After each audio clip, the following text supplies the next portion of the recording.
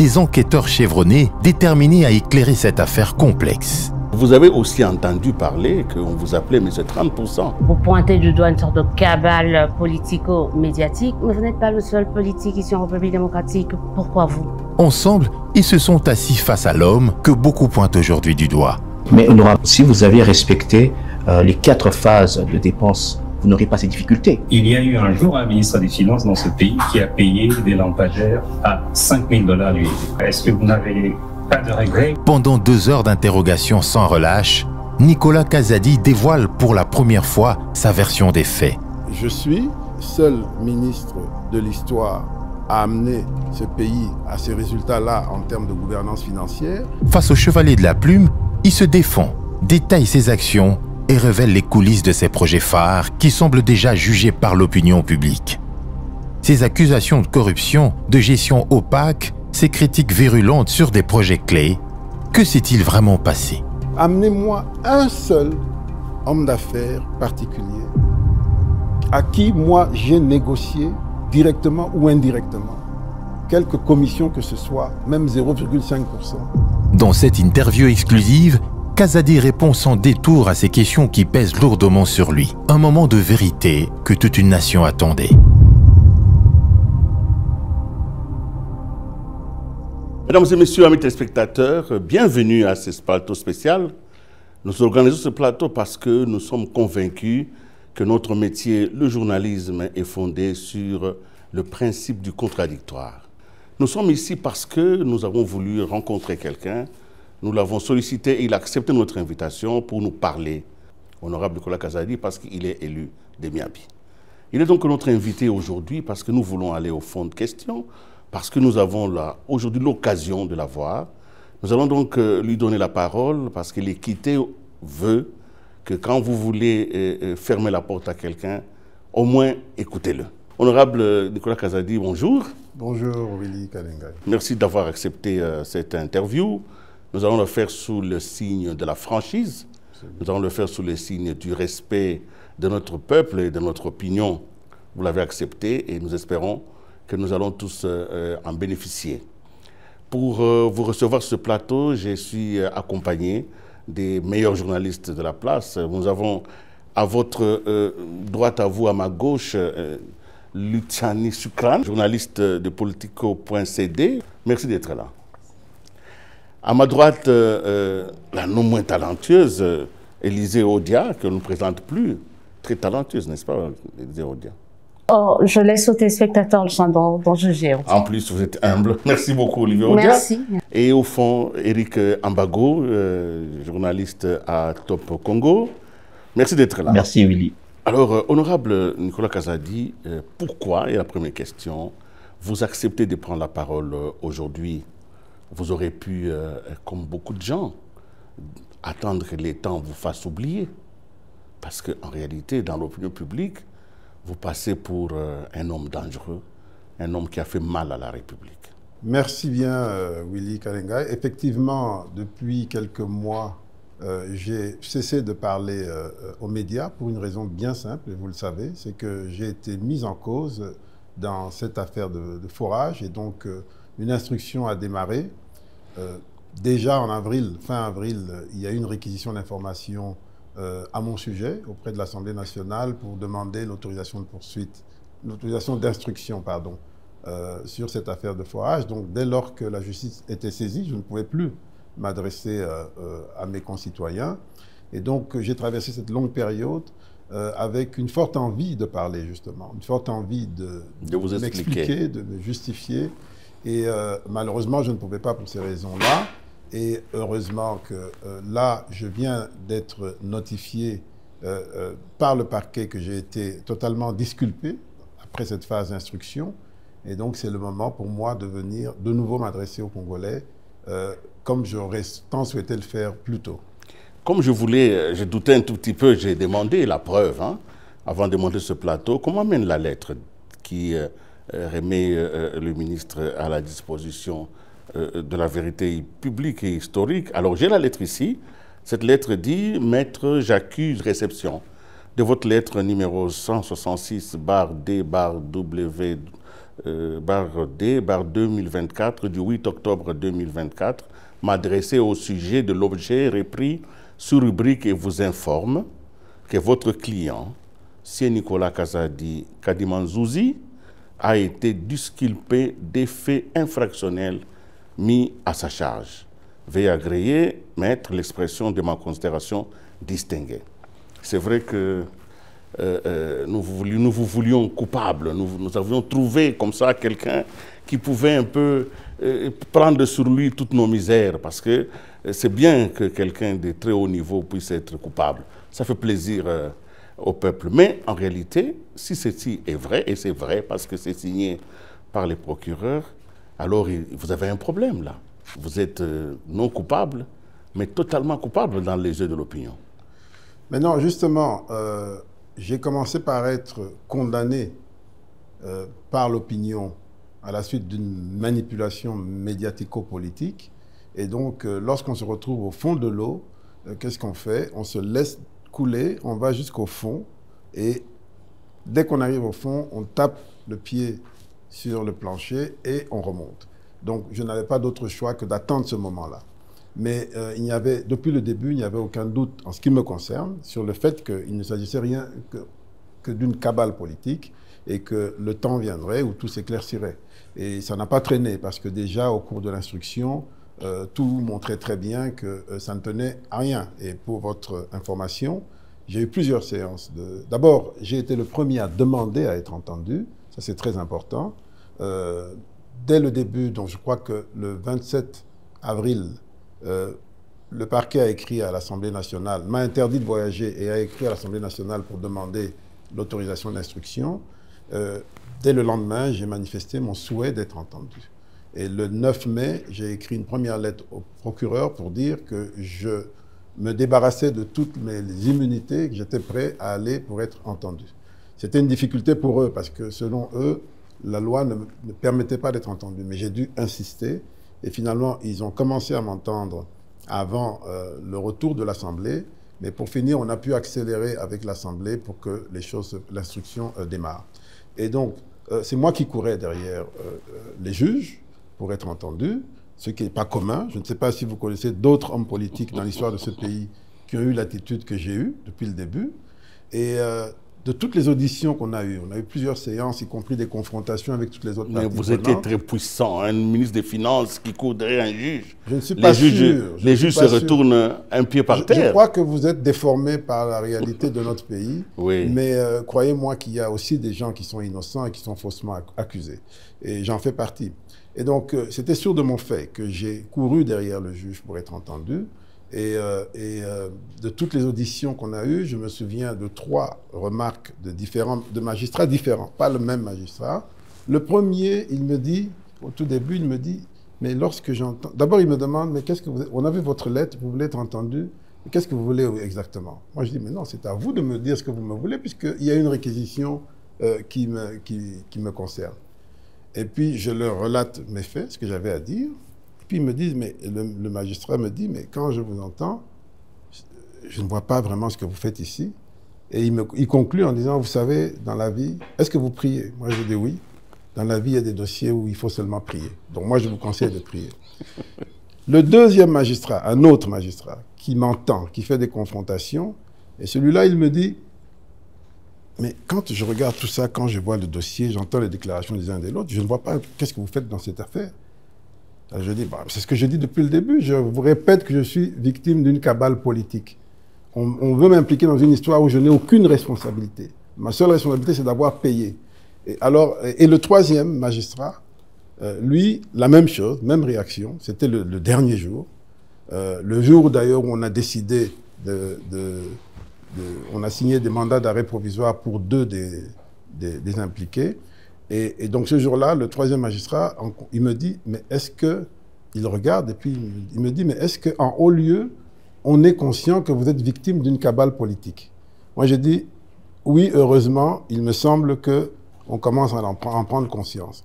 Et il dit, ah, mais c'est incroyable, vous devez être réhabilité. Voilà le dernier mot du magistrat lors de la dernière audition. Donc pour moi, je n'avais aucune inquiétude. Tout était transparent, tout était clair. Et de quoi il s'agit? Il s'agit simplement de la volonté de m'impliquer dans une affaire. Écoutez, j'ai fait des paiements pour...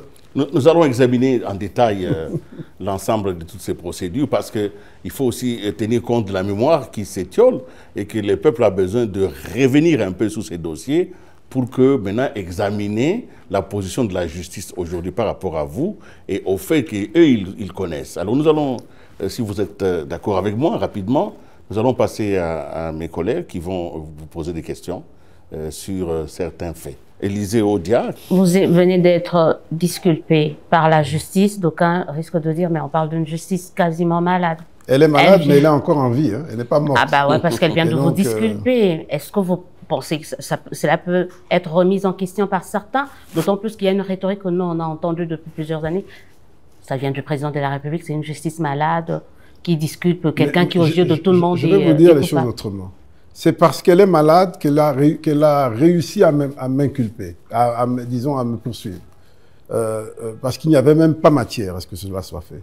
C'est justement parce qu'elle est malade qu'on a réussi à mettre mon nom dans une affaire où je n'avais rien à voir pour me jeter en pâture, comme ça a été dit, pour essayer de compromettre ma carrière politique et surtout compromettre ma crédibilité que j'ai forgée en 58 ans. Dont, je ne sais pas, près de 30 ans d'exercice professionnel. Donc, et cette crédibilité n'a jamais été remise en cause dans le passé, dans ma vie.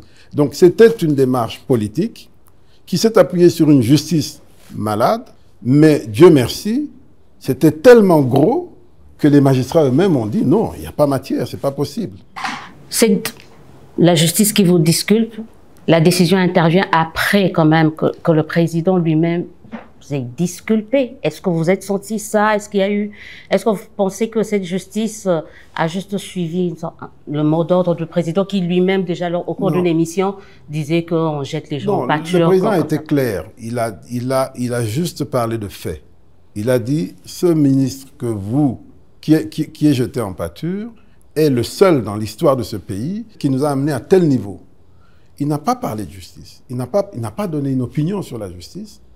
Mais on peut comprendre qu'en tant que magistrat suprême, il peut être informé de ce qui se passe parce qu'il a quand même des éléments. N'oubliez pas que moi, j'ai eu une confrontation entre l'inspecteur général des finances et moi devant le chef de l'État. Et donc, à cette occasion, c'était bien au début, avant même que je ne sois entendu par les magistrats. Les choses étaient déjà claires. L'inspecteur lui-même a déjà dit à plusieurs personnes en coulisses, non, lui n'a rien à voir, on a fouillé ses comptes, il n'a pas de transfert, il n'y a rien qui montre qu'il soit impliqué de manière ou d'une autre. Il n'a rien à voir. Lui-même l'a dit à des gens. Mais comme il y avait déjà une dynamique, il a laissé faire la dynamique, peut-être parce qu'il avait un intérêt politique derrière, mais ça c'est son affaire. Mais c'était su déjà des gens qui étaient informés. Et dans les confrontations qu'on a eues, je lui ai même dit, j'ai dit, écoute, maintenant que c'est établi que tout ça a été basé sur du faux, je veux un démenti. Et sa réponse c'était, je veux bien, mais je ne peux plus rien dire parce que la justice est déjà saisie. Je suis un OPJ, je ne peux plus rien faire, donc il faut aller en justice. Et on a continué avec la justice. Saint-Nicolas Kazadi, disculpé par la justice, vous pointez du doigt une sorte de cabale politico-médiatique, mais vous n'êtes pas le seul politique ici en République démocratique. Pourquoi Ça, il faut demander à ceux qui ont orchestré cette cabale. Je ne suis pas le premier non plus à être victime d'une cabale. Hein. Ça, il faut le dire. Je ne suis pas le premier, peut-être pas le dernier. Mais ce qui est vrai, c'est qu'aujourd'hui, là, c'était mon tour. Et pourquoi moi? Pourquoi moi?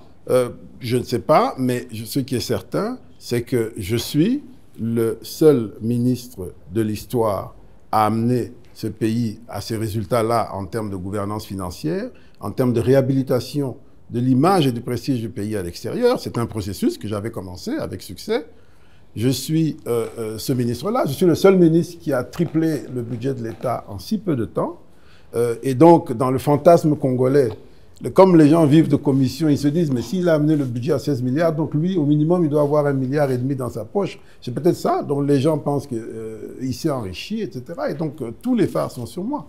Et ensuite, et aussi, lorsqu'on est ministre des Finances, avec autant d'appétit à la veille d'une élection, vous voyez un peu tous les appétits qu'il y a sur le Trésor. Et moi, mon rôle, c'est souvent de dire non. Et donc, j'ai potentiellement beaucoup de gens qui ont des comptes à régler avec moi parce qu'ils n'ont pas pu accéder à ce à quoi ils espéraient.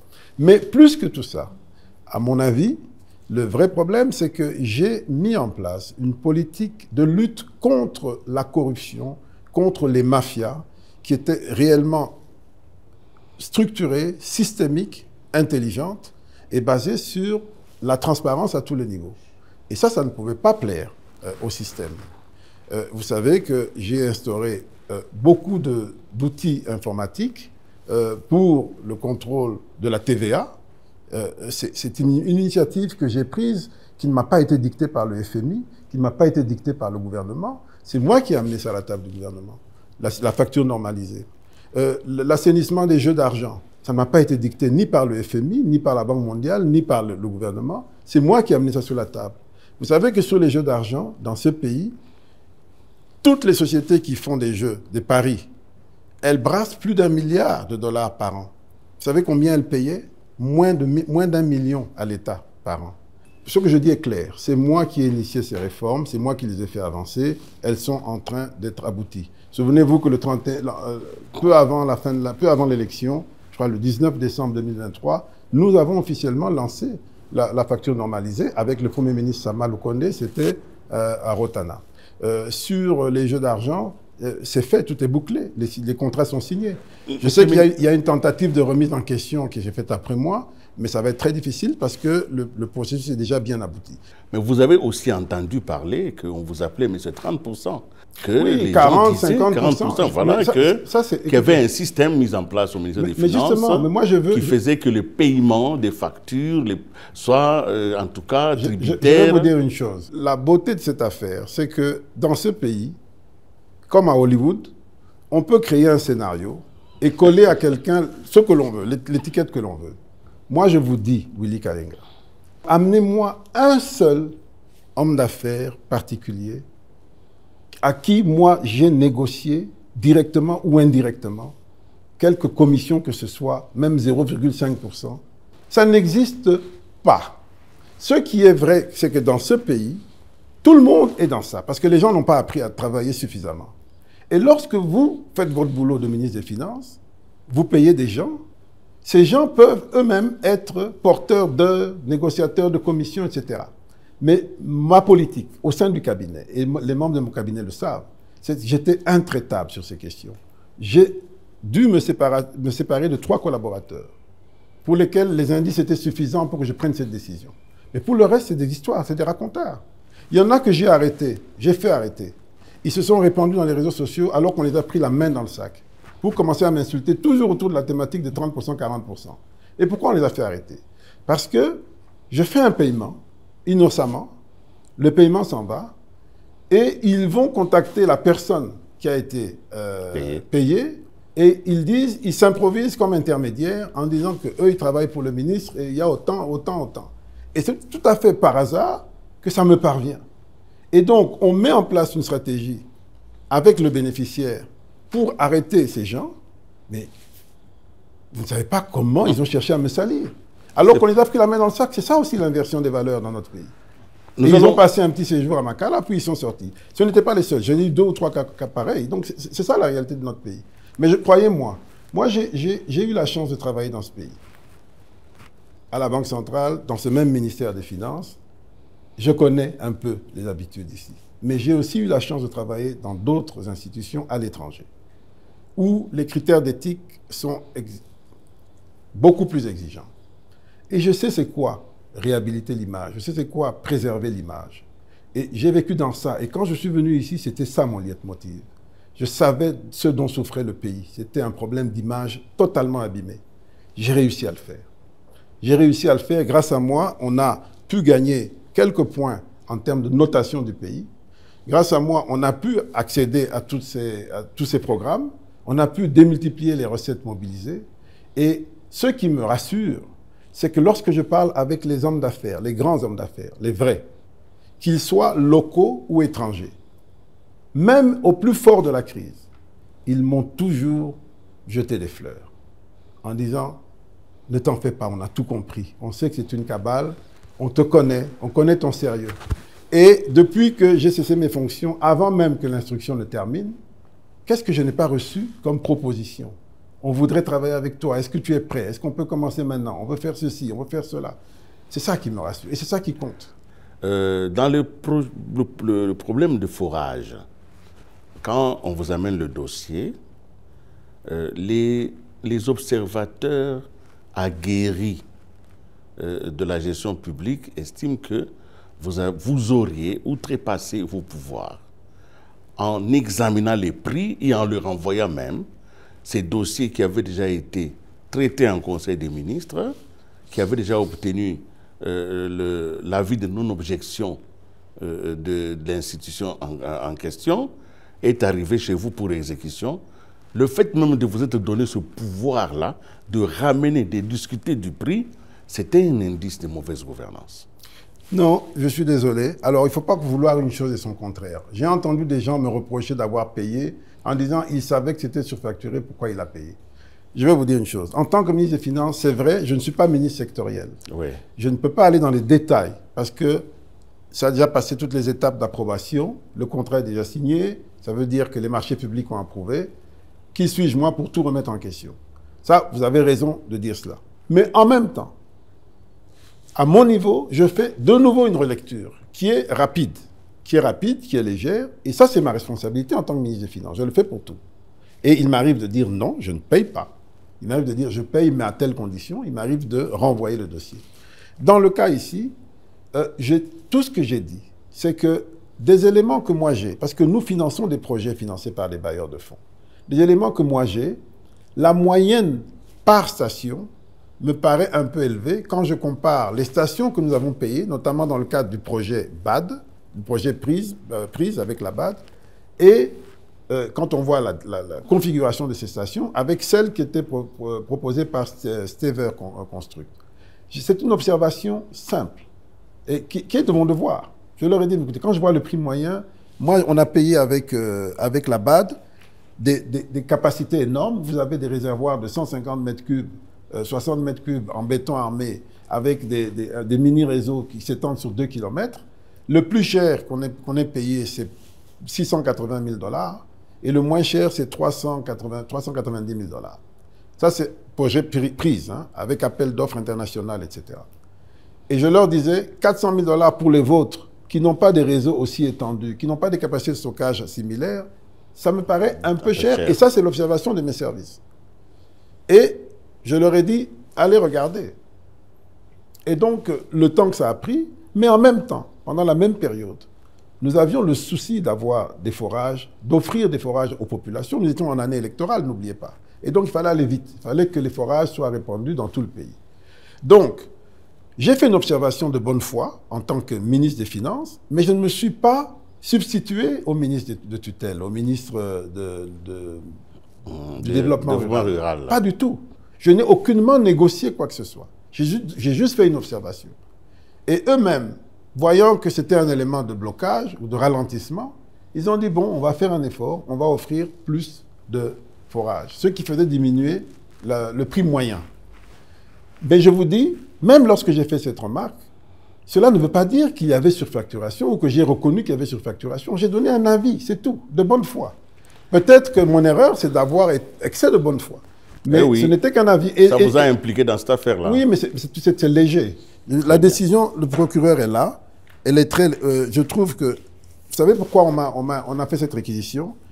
On a dit que, voilà, le procureur dit, ayant relevé que le coût retenu dans le contrat précité pour l'installation des forages était très élevé, Monsieur le ministre des Finances invitera le ministre du Développement rural à négocier avec le consortium pour revoir à la baisse le dit coût. C'est ce qu'on dit. Et puis on dit en réaction, le ministre Roubota a obtenu d'augmenter le nombre de stations de 340 unités supplémentaires. Et puis on dit ensuite, bien qu'ayant constaté la surfacturation des forages après les négociations susventées, Monsieur le ministre des Finances a reconnu, au cours du briefing de presse tenu par le ministre de la Communication le 24 avril 2024, avoir payé la somme de 71 millions, apparemment en l'absence de tout élément d'évaluation technique pouvant lui permettre de connaître le coût réel de chaque station d'eau. Vous ne trouvez pas ça un peu léger? Je trouve ça extrêmement léger, déjà passé, mais c'était bien comme motif de le préciser. pour m'interdire de voyager, me jeter en pâture. avec tout ce que je représentais à l'époque en tant que ministre des Finances, vous savez que le voyage de Paris que j'ai raté là, j'allais pour signer notamment 2-3 grands projets. Un projet justement de 50 millions d'euros avec le Trésor français pour financement des lampadaires, on va y revenir. On allait signer avec Alstom pour le train urbain, Metrokin. Tous ces projets aujourd'hui sont à l'eau, sont en difficulté. Et donc, c'est pour vous dire simplement que chaque décision que l'on prend, quand on est en charge de l'affaire publique, peut porter à conséquence et on doit le faire vraiment en pleine connaissance de cause. Éric Ambo. Je n'ai pas terminé. Oui. Sur le prix, la manipulation médiatique a voulu me faire passer pour celui qui a décidé d'acheter des forages de 5 000 $ qu'on met dans le coin de la maison à 300 000 $. C'est ça dans l'imaginaire des gens. Ça, c'est une manipulation malhonnête. Et elle a été sciemment entretenue. De un, je n'ai jamais dit qu'il y avait surfacturation. Même au briefing, j'ai dit, on m'a demandé, vous pensez qu'il y a surfacturation ou pas? J'ai dit, je ne suis pas en mesure de le dire. J'ai donné un avis en tant que ministre des Finances, mais je ne peux pas me prononcer sur la surfacturation. Et d'ailleurs, je vais demander au procureur d'ouvrir une enquête sur la question de la surfacturation pour qu'il nous dise s'il y a eu surfacturation ou pas. Mais la mauvaise foi avait déjà occupé les esprits en disant, forage, il y a 5 000, il y a à Tekiangon à 300 000. Ça, c'est malhonnête. Ça, c'est injuste. Juste parce que l'homme est à abattre à tout prix. Et je vais vous dire, je vous ai donné le prix du projet prise, je vais vous les donner. Je n'ai jamais pensé qu'il y avait surfacturation. Jamais. J'ai juste pensé qu'il pouvait y avoir des ajustements, qu'on devait savoir de quoi on se passait. Et ça, c'était au ministre Roubota de me convaincre, parce que c'est lui qui a la charge du contrôle. Ma charge était de payer. J'étais, selon le contrat, obligé de payer 79 millions la première année. Mon prédécesseur, le ministre Sélé, l'avait écrit dans une lettre clairement. Je marque mon accord, sur instruction de ma hiérarchie, je marque mon accord pour faire un montage financier pour financer les 400 millions en 5 tranches annuelles. Et donc, la première tranche annuelle, c'était 79 millions. C'était ça mon obligation. Si je les avais disponibles, je les aurais payés en une fois. Le suivi de l'exécution, ce n'était pas moi, c'était le ministre. Honorable, vous avez parlé de cette affaire de forage. Ma question, c'est pourquoi est-ce que vous avez décidé le paiement en procédure d'urgence? Pourquoi je l'ai fait? Pour une raison simple. D'ailleurs, au moment où j'ai fait le premier paiement, en même temps que je faisais le paiement, j'écrivais au ministère du Budget pour qu'il prépare la suite. D'abord, c'est-à-dire qu'il prépare le paiement, le DTO, qui va venir régulariser la première tranche payée et puis qui va venir couvrir les tranches suivantes. Je n'ai jamais eu de suite du ministère du Budget. S'il y avait un problème, il aurait dû me dire. Soit ça arrive, soit non, vous avez fait une erreur, il ne fallait pas payer, voilà.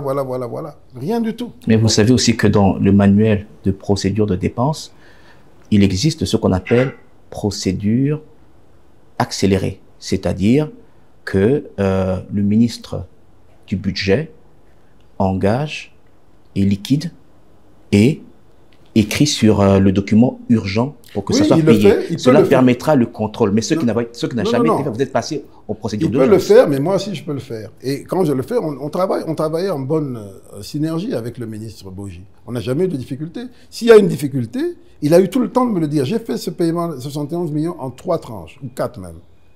Et donc, il avait le temps de réagir pour me dire, attention, là, tu es en train de déconner, il y a tel problème. Mais il ne me l'a jamais dit. Vous l'avez fait sur base de l'arrêté interministériel que vous avez signé avec le ministre du Budget, où non, écoutez, toutes les listes des dépenses étaient dirigées vers vous et vous donniez l'ordre à la banque de pouvoir payer. Oui, mais je veux vous dire, quand on gère l'État, on a des contingences politiques et on doit les apprécier, on doit décider vite. La procédure d'urgence sert à ça. Là, nous avions pris énormément de retard pour discuter de quand est-ce qu'on commence, on commence par quoi. Nous voulions politiquement déployer ces stations, qui sont aujourd'hui disponibles, semble-t-il, dans les stocks du fournisseur. C'est-à-dire que les 300 stations sont disponibles, mais il faut les déployer. Et apparemment, ils ont mal géré leur trésorerie pour se trouver à court et ralentir l'exécution. C'est comme ça qu'au mois d'août, on était à 6 mois depuis le premier paiement. Lorsqu'on me demande de continuer les paiements, août 2023, je demande, vérifiez un peu où est-ce qu'on en est. Et il nous informe qu'au mois d'août, il nous informe par écrit qu'on a déjà installé 89 stations. Je dis, vous êtes en retard parce que là, tel qu'on a payé, vous devriez déjà être près de 200 stations. Mais ils expliquent qu'ils sont dans des discussions avec les autorités sur les emplacements, parce que ce n'était pas eux qui devaient choisir. Et puis, ils ont des problèmes logistiques, etc., etc. Mais ils peuvent rattraper ce retard rapidement, mais il faut des moyens pour déployer tout partout. Et comme l'engagement, l'obligation pour moi était de payer 79 millions, j'ai dit, OK, je vous paye la 3e tranche que j'avais déjà annoncée, mais je m'arrête là. Le reste, je ne payerai que quand vous aurez rattrapé le retard. Donc c'est la politique qui vous a obligé de payer en mode d'urgence, en violant même les lois sur les dépenses publiques? Non, vous dites violent, il y a pas, vous savez le nombre de choses qu'on paye en procédure d'urgence? Vous pouvez pas imaginer, il y a énormément. Mais la procédure accélérée peut vous permettre de vous couvrir, c'est ce qui vous a été reproché. C'est pour ça que je me suis adressé à mon collègue du budget pour qu'il fasse le travail et qu'il m'interpelle en cas de difficulté, c'est tout. Vous savez une chose, demandez à tous ceux qui fréquentent les 2 ministères là. Moi, j'ai reçu beaucoup de gens. J'ai reçu une fois un monsieur qui est venu me voir pour un dossier propre, normal. Je lui dis, mais je suis désolé, il faut aller au ministère du budget parce qu'on va encore me reprocher des procédures d'urgence. Le monsieur s'est mis presque à pleurer. Donc, c'est pour vous dire qu'il y a une réalité aussi. Et nous savons le temps que ça met parfois pour un dossier pour aller y revenir. Ça peut mettre des mois, alors qu'on a un impératif politique à résoudre. Et c'est tous ces éléments-là qui font qu'on apprécie. Moi, j'assume la décision d'avoir payé en procédure d'urgence. Je l'assume, il n'y a aucun problème. La question d'Ambago a un autre soubassement. Vous avez senti qu'il était important que ce forage se termine pour que ce soit un élément pour la campagne électorale. Mais si je comprends bien, c'était politique. La politique est là pour résoudre les problèmes des gens. Si on donne, et je vais vous dire, là où... Donc le mot d'urgence a été un mot électoral. Là où... Non, mais ça c'est une caricature. Oui. Là où ces stations ont été installées, mais vous ne pouvez pas vous imaginer l'impact des mamans, de tout le monde, des gens qui n'avaient pas d'eau et qui reçoivent de l'eau en abondance. Maintenant, malheureusement, ça n'a pas été vite, ça n'a pas été partout, à cause de toutes ces histoires que je regrette, mais l'objectif n'était que celui-là. De la même manière que nous avons globalement amené les dépenses d'investissement à 11% des ressources propres mobilisées, avec des routes, des chantiers ouverts partout, le PDL, nous étions dans cette dynamique. Et quel est le rôle d'un politique? C'est d'apporter des résultats, c'est de poser des actes transformateurs. Nous l'avons fait. Nous avons fait le PDL, nous avons fait à travers les diocèses catholiques, nous avons investi beaucoup d'argent. Vous savez que nous avons donné à 2 ou 3 reprises 300 000 $ par diocèse. Ils ont fait des projets locaux avec une efficacité incroyable. On n'en parle pas assez. Je crois qu'ils ont été beaucoup plus rapides et peut-être même beaucoup plus efficaces que le PDL. Il faut qu'on le reconnaisse à l'Église catholique. Ils ont été efficaces. Nous avons fait la même chose avec les protestants. On leur a donné des ressources. Sauf que les moyens étaient moins importants que le PDL, mais tous les moyens étaient bons pour répondre aux besoins des Congolais. Et le retard que nous avons dans tous les domaines est énorme.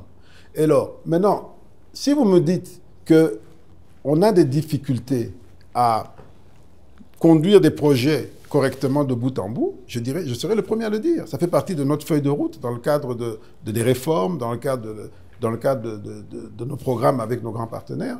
On doit rétablir non seulement la chaîne de la dépense, mais la chaîne de la dépense, ça ne veut pas dire seulement un DTO. Hein. Le ministre du budget peut faire un DTO même sans soubassement. Si ce n'est que ça que vous voulez, il n'y a pas de problème.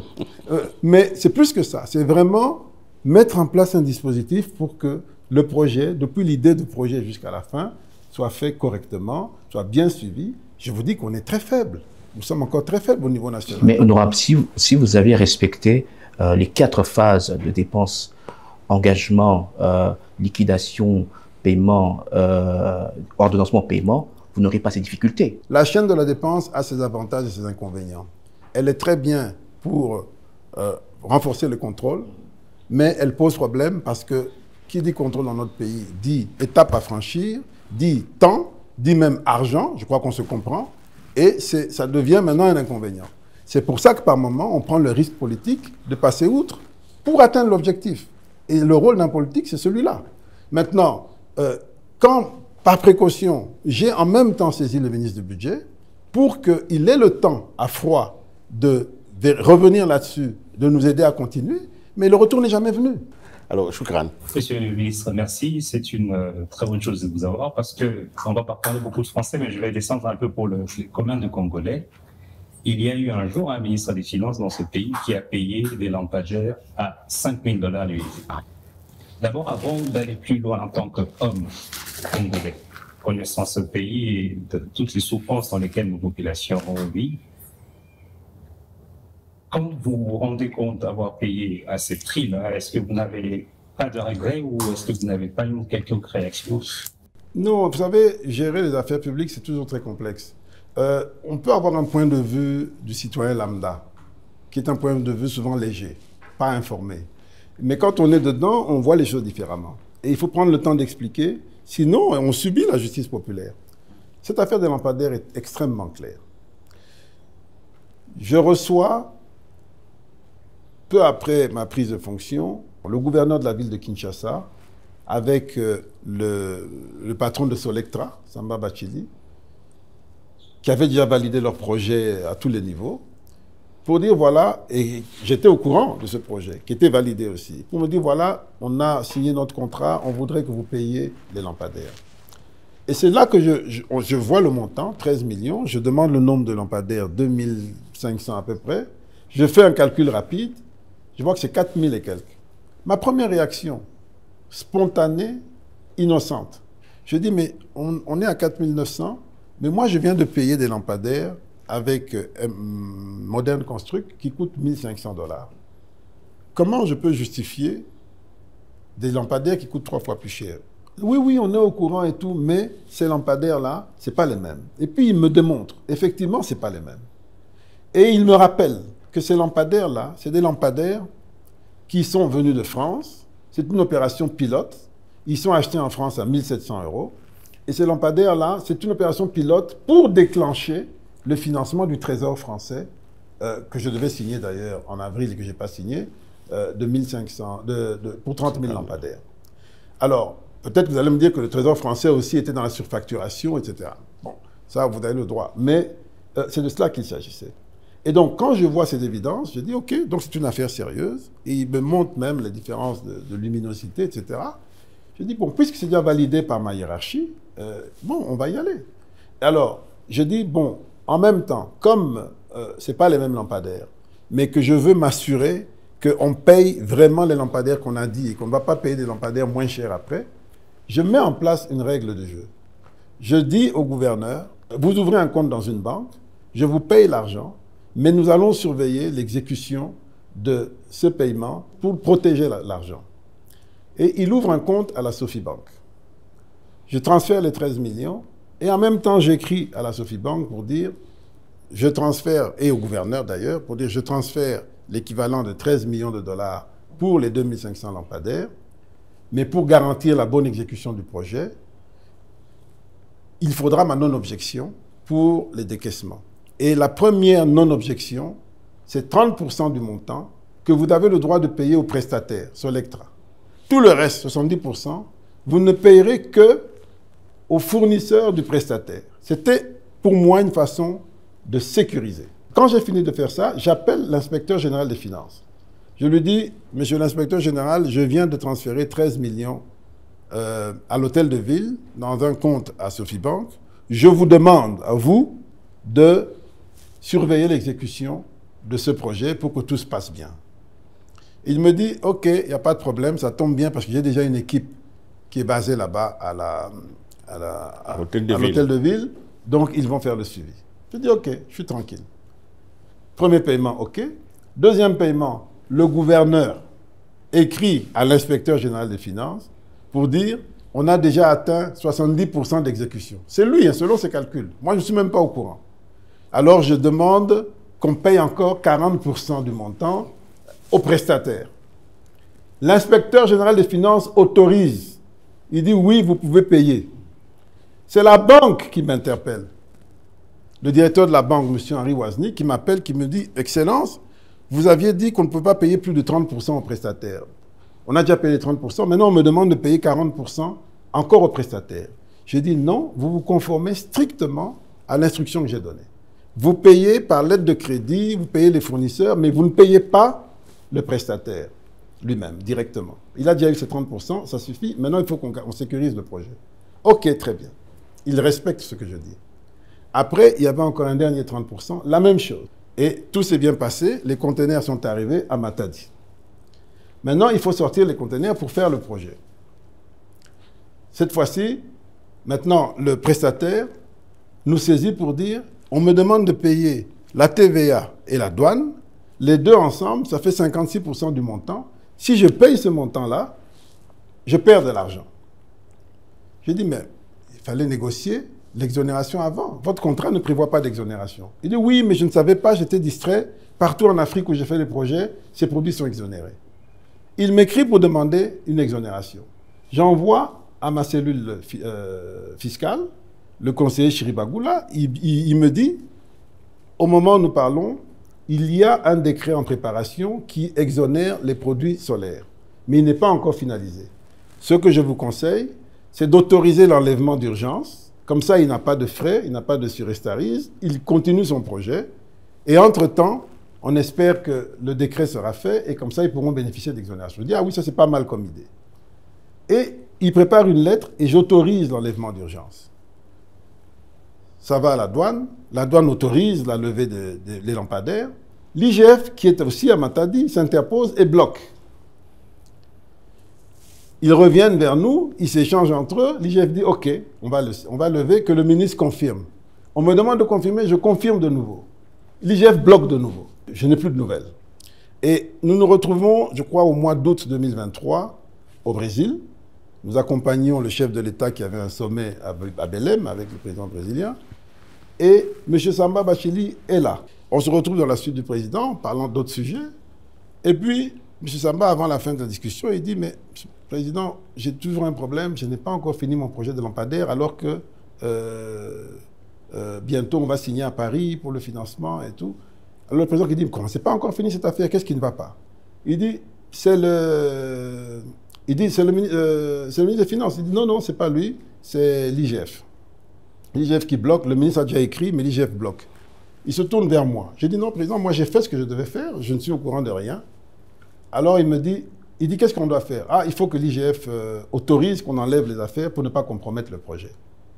Alors, et puis le président me demande, moi, d'appeler l'IGF. Il dit, vois avec lui, qu'il libère le temps qu'il ne faut pas compromettre le projet, comme sinon il aura des surestarises, et puis, entre-temps, on va régler le problème. Je sors de la suite, j'appelle l'IGF, je lui rends compte, je lui dis, voilà, on est au Brésil, M. Samba a posé tel problème, le président demande que tu libères d'abord et on va régler le problème de l'exonération après. Moi-même, j'étais surpris que ce n'était pas encore réglé. Alors, il me dit, OK, ça va, je vais le faire. Je dis, bon, si vous avez des doutes, demandez à José Louvoiseau qui était là, au directeur de cabinet adjoint Olivier Mondongue qui était là. Il dit, non, ou bien demandez au président lui-même. Il dit, non, comme vous m'avez dit, Excellence, je m'exécute. On est en août 2023, hein. Je m'exécute. Août passe, jusque décembre, élection passe, et après, quand tous ces gens décident de m'abattre, il ressort ce dossier, et avec deux thèmes, un seul thème, deux thèmes, surfacturation et non-livraison. Voyez un peu. C'est la même IGF qui a sorti ce dossier, alors que c'est eux qui étaient en charge, et du suivi du compte, et de la libération des conteneurs, dans une affaire transparente, et ils ne l'ont pas fait. Si moi, j'avais des intentions de m'enrichir là-dessus, vous croyez que je n'allais pas autoriser qu'on donne l'argent au prestataire pour qu'il m'en donne une partie? J'ai refusé de le faire, justement pour éviter qu'on ait cela. J'ai sécurisé le projet. Maintenant, donc on a fait ce scandale. Et lorsque j'ai eu l'occasion, dans une confrontation avec l'IGF, de démontrer que c'était vraiment de la mauvaise foi et de la cabale politique, en relatant tout ce que je viens de vous dire, le seul argument qu'il a trouvé, c'était « Non, mais en réalité, le prestataire dit qu'il a acheté ses lampadaires à 1 700 €. C'est faux. Moi, j'ai écrit au prestataire, il a acheté ça à 800 €. Donc, il ment quand il dit qu'il va perdre de l'argent s'il paye la douane s'il paye la douane et la TVA. » Je dis, ah bon? Et pourtant, le prestataire a été payé par lettre de crédit. La banque ne peut pas tricher sur la lettre de crédit. C'est une société bien connue en Europe. Comment la banque peut tricher sur une lettre de crédit? Et puis, je ne pense pas que ce que vous dites est vrai parce que le crédit qu'on a obtenu avec le Trésor français, quand vous faites 50 millions d'euros pour 30 000 lampadaires, ça donne à peu près le même prix. On est à 1675. Donc, je ne pense pas qu'il y ait tricherie sur le prix. Moi, c'était pour m'assurer que la qualité soit la même, que j'ai fait tout ça, ce dispositif. Alors, il me dit, non, j'ai la lettre, j'ai la lettre. Mais montrez-la, il ne me montre pas. Et le lendemain, j'appelle le prestataire. Je dis, mais finalement, vos lampadaires, vous les avez achetés à combien? Parce que l'IGF prétend que c'est à 800 $ et que donc votre argument de perdre l'argent est un faux argument. Il dit, excellent, je mets quiconque au défi. Ce produit est connu, c'est 1700 €, 1770 €. D'ailleurs, je vais demander au prestataire de le prouver. Et la même journée, il m'envoie une lettre écrite par le prestataire qui confirme le prix de 1700 €. Ça, c'est juste la lampe, sans compter le mât qui était importé du Maroc, sans compter les accessoires et tout le reste. Et quand vous ajoutez transport et tout, et douane et tout, c'était 4900 € était justifié. Le dollar était justifié.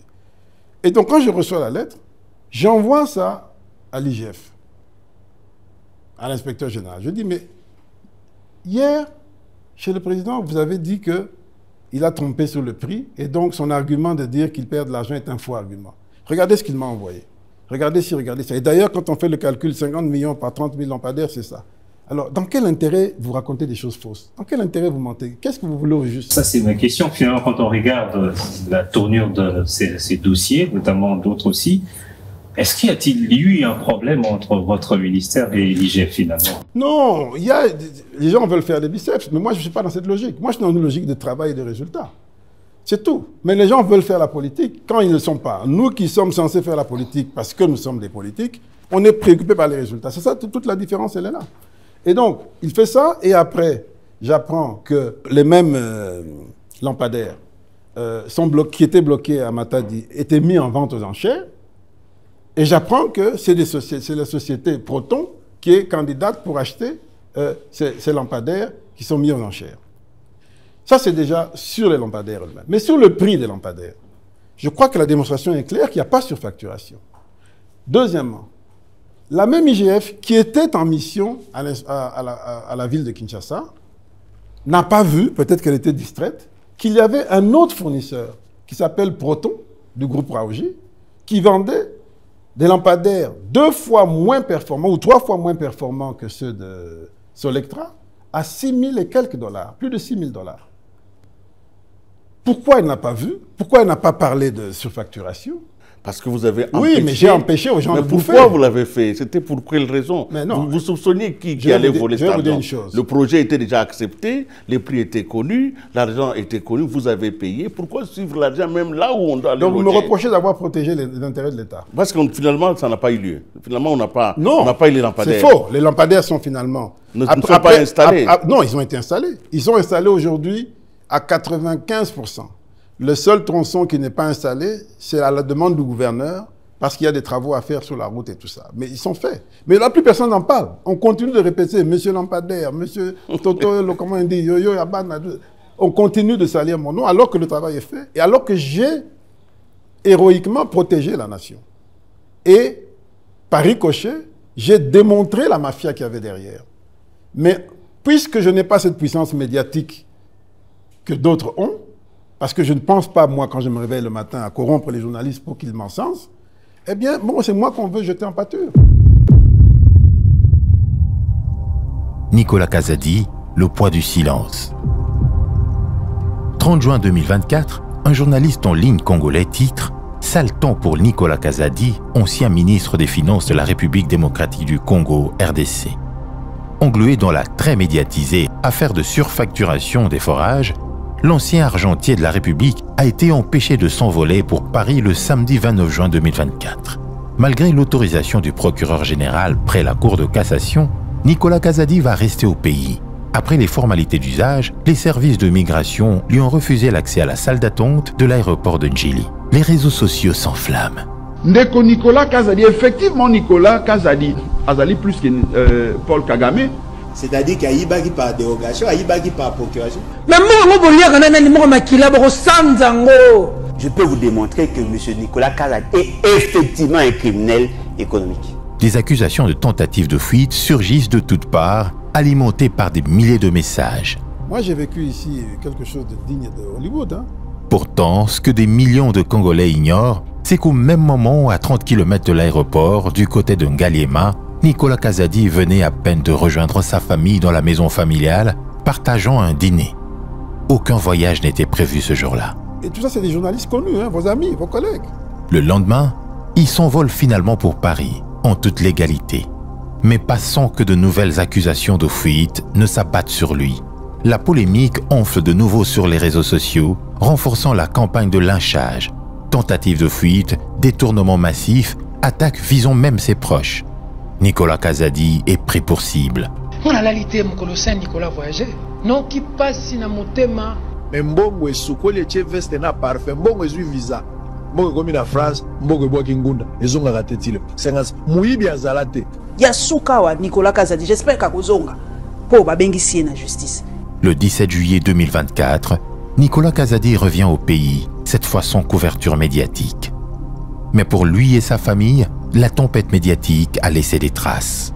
Pendant plusieurs mois, ils ont été les cibles d'un lynchage sans merci, où chaque mouvement, chaque rumeur devenait une attaque personnelle et professionnelle. Aujourd'hui, plusieurs mois après ces événements, Nicolas Kazadi prend la parole pour la première fois.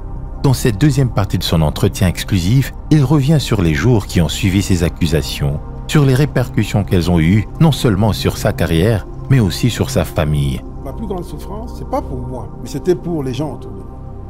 Ma mère qui a 84 ans, mon épouse qui a toujours cheminé avec moi, qui ne méritait pas toute cette opprobre. Comment fait-on face à un tel déferlement d'accusations où même la rumeur de sa mort a été propagée? Nicolas Kazadi dévoile ce qui s'est réellement passé.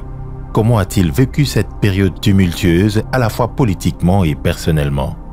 Quel est son avenir politique? Vous vous voyez occuper encore un autre poste ici en République démocratique? Madame, je ne suis pas chômeur, je suis député national. Sur le plan politique, je parle d'un poste, fonction, mais un autre beaucoup. Où en sont ses relations avec le président Tshisekedi? Je l'ai fait parce que j'avais le soutien du président de la République. Dans cette deuxième partie de l'interview, face à 4 journalistes, l'ancien ministre des Finances se livre comme jamais. Un entretien exclusif à ne pas manquer.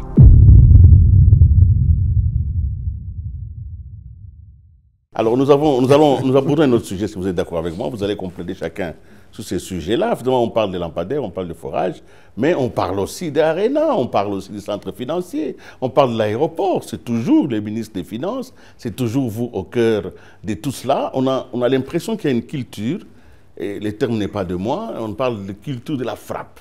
Vous savez pourquoi tous les hommes d'affaires et les grands groupes sérieux ont peur de venir en RDC? Justement à cause de ça. On fait tellement de bruit pour un oui, pour un non. Parce que le Congolais, en général, est très porté sur ça, sur les commissions et tout. Et donc, le premier réflexe, c'est de soupçonner l'autre d'être comme lui-même il est. Je vais vous dire, il n'y a pas un projet plus transparent et plus efficient, c'est-à-dire rapport qualité-prix, que le centre financier, le centre des congrès et l'Arena. Je peux vous en faire la démonstration. Le centre financier a été fait au coût de 1800 $ le mètre carré et pour la plus grande partie en incluant le mobilier. Vous n'avez pas un prix aussi compétitif pour cette qualité-là. Ça, c'est un fait. Personne ne peut, on peut dire ce qu'on veut, ça, ce sont des faits qui s'imposent. Il a été fait en un temps record qui n'a jamais été atteint dans ce pays. Et pour m'assurer que les choses se passent correctement, que je sois blanc comme neige dans ce dossier, j'ai fait le choix de recruter une entreprise d'envergure internationale pour le contrôle, pour tous les contrôles, justement pour me prémunir de ce genre de critiques. On a choisi, à l'issue d'un processus compétitif, d'un appel d'offres restreint, une entreprise française qui s'appelle Gémeaux, qui est la même, qui a fait le contrôle de Bercy en France, qui a fait le contrôle de l'Arche de la Défense à Paris, qui a fait le contrôle du complexe de l'Union européenne au Luxembourg, qui a fait le contrôle de projets en Angola, en Algérie, au Gabon. Donc c'est une signature internationale connue. J'ai fait ça exprès, justement pour me prémunir. Parce que je sais que le contrôle est notre point faible. Et cette entreprise elle-même témoigne qu'elle a rarement vu, y compris dans les pays développés, un projet aussi efficace, un projet aussi efficient. Et que ce projet peut se mettre à côté de n'importe quel grand projet similaire dans le monde. Peu de temps après l'inauguration, ou avant ou après, je ne sais plus, non, après, Ce bâtiment, ce complexe, centre financier, centre de conférence, a reçu un prix international de la meilleure architecture qui combinait bureaux, etc. C'est pour vous dire que nous avons amené le niveau au-dessus. Et comme dans un panier à crabes, on veut nous ramener en dessous. Mais si des gens peuvent faire mieux, qu'ils le fassent. Mais moi, je suis plus aux affaires. On va qui voir. a financé les centres financiers? Voilà. Qui a financé Arena? Il y a eu aussi une polémique venue de l'IGF toujours, parce qu'il a dit devant moi que voilà, il était censé préfinancer, il n'a pas préfinancé, il a travaillé avec l'argent qui venait d'ici. Mais ce sont ce genre de raccourcis simplistes qui m'attristent quand ça vient d'une institution aussi prestigieuse. L'engagement contractuel pris avec le groupe Milvest était de construire, il recevait 15% au démarrage, et puis il recevait un montant mensuel moyen qu'on ajustait en fonction des factures introduites. Et il n'emmenait rien. Non, ça c'est l'engagement contractuel. Ça veut dire que si on suivait le contrat, ce projet allait faire 3 ans ou 4 ans. L'engagement politique pris par le prestataire, avec la bénédiction du président Erdogan, était de dire « nous allons préfinancer pour accélérer la fin du contrat avec comme objectif de permettre une inauguration avant fin décembre 2023. » Et ils l'ont réussi. Laissez-moi vous donner des détails de chiffres. Lorsque nous payons environ 5 millions par mois pour le centre financier, 5-6 millions pour le centre de conférence par mois, arrivé en novembre, début décembre 2023, peu avant l'inauguration, les travaux effectués justifiaient un paiement de 200 millions que nous n'avions pas payé, que nous devions encore au prestataire. Ça veut dire qu'il a réellement préfinancé. Et comment il préfinance? Tout est venu de l'étranger, à part peut-être le ciment et les barres de fer, encore que même les barres de fer, parfois, c'est venu de l'étranger. Et donc, il a préfinancé. Il avait 2-3 000 employés ici, ce qui a permis de terminer en décembre, d'assurer l'inauguration en décembre, mais nous n'avions pas payé. Ce n'est que quelques jours avant l'inauguration que nous avons pu débloquer un crédit sur lequel nous étions depuis plusieurs mois auprès d'une banque privée de 100 et quelques millions. Il avait payé un premier acompte d'environ 100 millions, qui a diminué la dette. Et à partir de janvier, nous avons continué à réduire la dette. Et au moment où nous parlons, nous avons réussi quasiment à couvrir la dette pour ce qui est du centre financier. Maintenant, qu'est-ce qui s'est passé aussi au centre financier? Pendant qu'on faisait les travaux, il y a des nouvelles initiatives qui ont donné lieu à des avenants. Mais c'est allé tellement vite que parfois les avenants ont été finalisés après. Mais tout dans la transparence. Il y a eu quelques autres contraintes. Le bâtiment qui doit abriter l'hôtel Marriott, dont nous sommes propriétaires du gros œuvre, eh bien, on a dû également, à cause des exigences de Marriott, ajouter 1 ou 2 étages. Alors, et puis on a dû faire la voirie. On a dû faire les évacuations des eaux jusqu'au fleuve. C'était des techniques qui n'existent pas chez nous. Et c'est le Turc qui a eu la charge de le faire, en accord avec l'OVD. Donc c'est pour vous dire qu'on n'était pas dans un esprit de gagner de l'argent ou de s'enrichir. On était dans un esprit de faire au meilleur prix pour le bien du pays. Il y a eu aussi le ministère de la Justice. Le ministère de la Justice, vous avez la technologie qui a couvert le ministère. Elle est connue dans le monde entier. Il faut aller vérifier les prix, comparer, au lieu de dire, chez Peinture, il y a 6 millions. Vous voyez des raccourcis pareils, et il n'y a pas de journalistes pour les défendre. Parce que on était à 290 millions. Il y a eu une série d'avenants qui ont compté pour 100 millions, donc on peut arriver à peu près dans ces eaux-là. Mais il y a eu d'autres projets. Il y a eu un camp militaire qui a été fait. Il y a les 1000 maisons qui sont à 40 millions de dollars environ. Finissons avec le prix. L'Arena. L'Arena est un projet qui tenait à cœur au président de la République depuis le début du mandat. Il souhaitait offrir à la jeunesse cet ouvrage pour motiver les jeunes sportifs que nous sommes et les amener plus loin dans cette idée d'avoir... Parce qu'on est un pays de 100 millions d'habitants, on a besoin d'être à la fois un pays de champions et puis un pays de rencontres. Et donc, dans cette vision, qui est un élément important, hein, c'est ce qu'on appelle le soft power, c'est important, il a voulu cette Arena. Au début, je lui disais, nos finances ne sont pas suffisamment solides pour s'engager là-dedans. Et dès qu'on a vu qu'on avait des performances, on a dit, bon, on y va pour l'Arena. Et qu'est-ce qui s'est passé? L'entreprise turque qui s'appelle Souma, qui a fait beaucoup d'ouvrages à travers l'Afrique, pour justement faire cette Arena. C'est la même entreprise qui a fait l'Arena à Kigali, qui a fait à Dakar, qui a fait des ouvrages en Guinée équatoriale, un peu partout. Et ils ont commencé à discuter.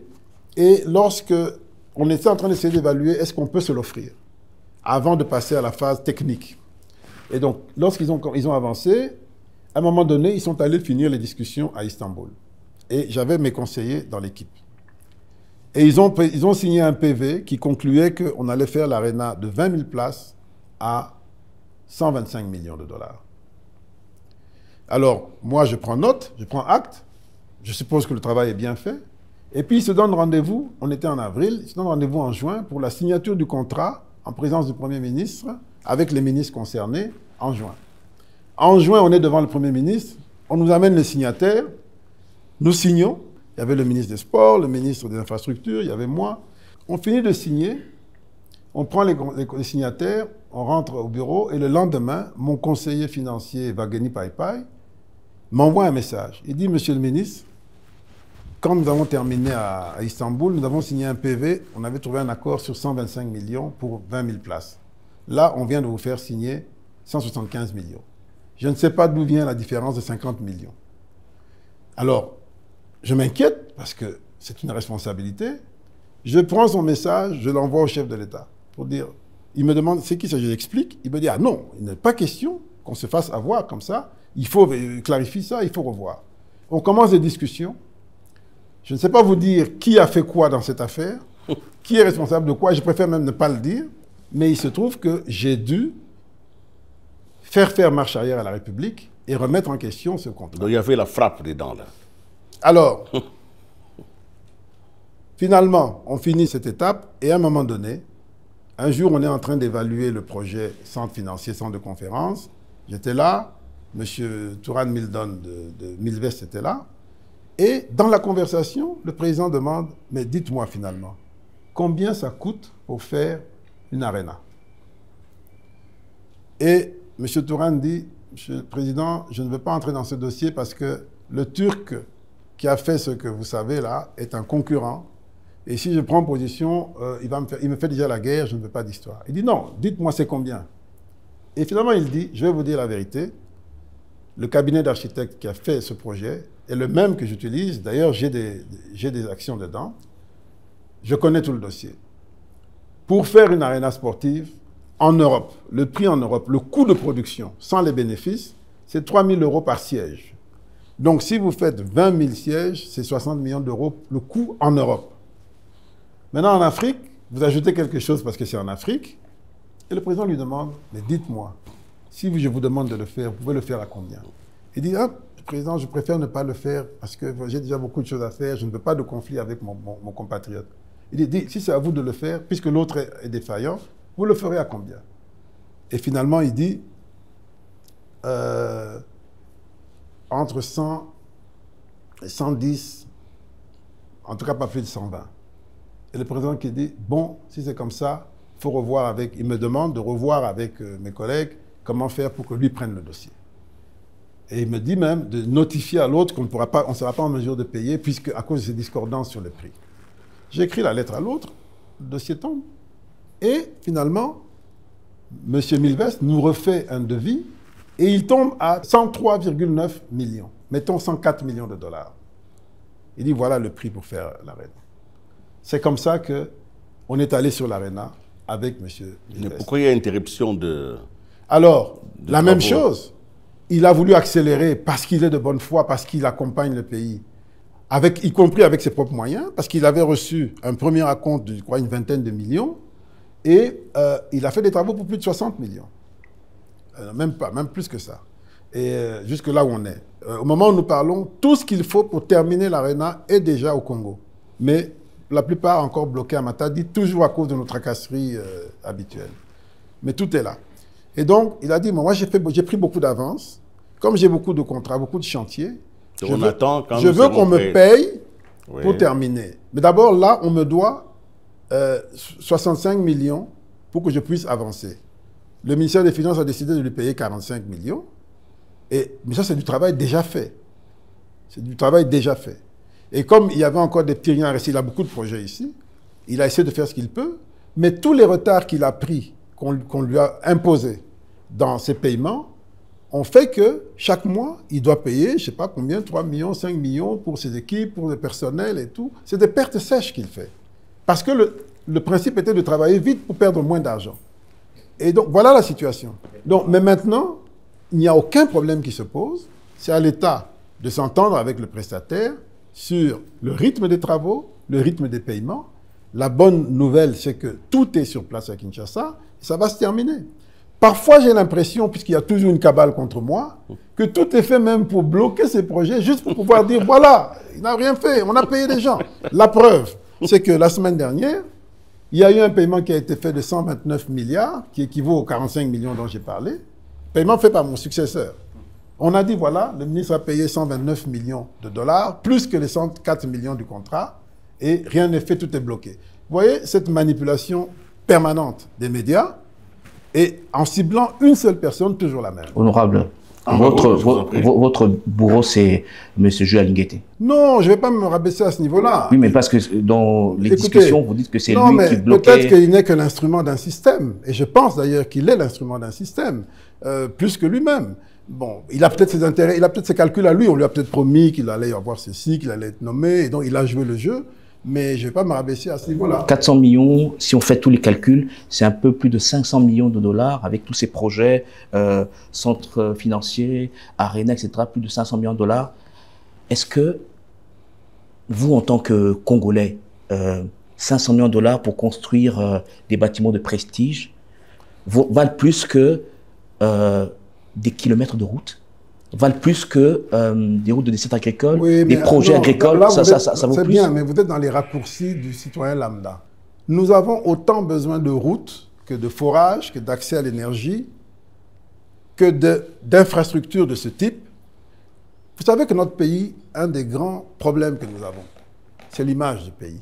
C'est le soft power, c'est la capacité de faire entendre notre voix. Pourquoi nous subissons tout ce que nous subissons des pays voisins et tout? Parce que nous sommes perçus comme un pays qui n'a pas cette influence. Les choses ont beaucoup évolué, mais aujourd'hui, il faut qu'on aille plus loin. Lorsqu'on fait une aréna sportive, aréna, centre financier, centre de conférence, qui d'ailleurs sont censés être remboursés en 10 ans. En 10 ans, d'après tous les calculs qu'on a faits, on récupère les 300 ou 400 millions. Là.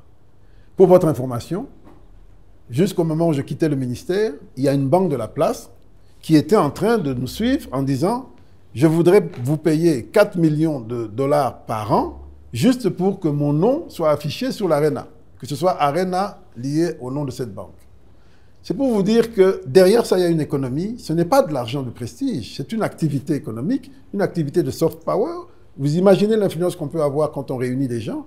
Aujourd'hui, toutes ces réunions se font à Kigali. Et vous savez qu'en termes de soft power, d'influence, nous avons un retard à rattraper. Donc c'est quelque chose de bien pensé, qui est économiquement viable, et qui, politiquement, va apporter énormément. Vous voyez ce qui se passe avec le stade de Camagnola, le stade des Martyrs. Il y a justement, il y a eu ces pubs qui ont été placées là-bas, il y a eu ces problèmes au niveau de la justice entre les annonceurs, et puis oui, il y a des difficultés de rentabiliser ça. Le stade des Martyrs est géré par l'administration, avec toutes les faiblesses que nous avons à gérer les activités marchandes. Notre vision, notre approche, nous avons créé un fonds stratégique d'investissement qui serait porteur de toutes ces infrastructures. Le fonds a été créé. Le modèle a été mis en place.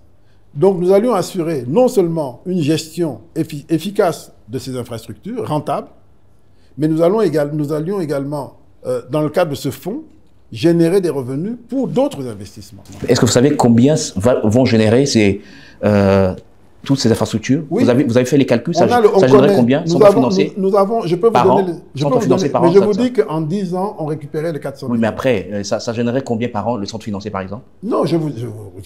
Oui, c'est vrai. Je vais vous donner un business plan, si vous voulez, mais retenez ceci, on est en train de faire une synthèse. Retenez qu'en 10 ans, on récupère notre mise. Et 10 ans, c'est un excellent investissement.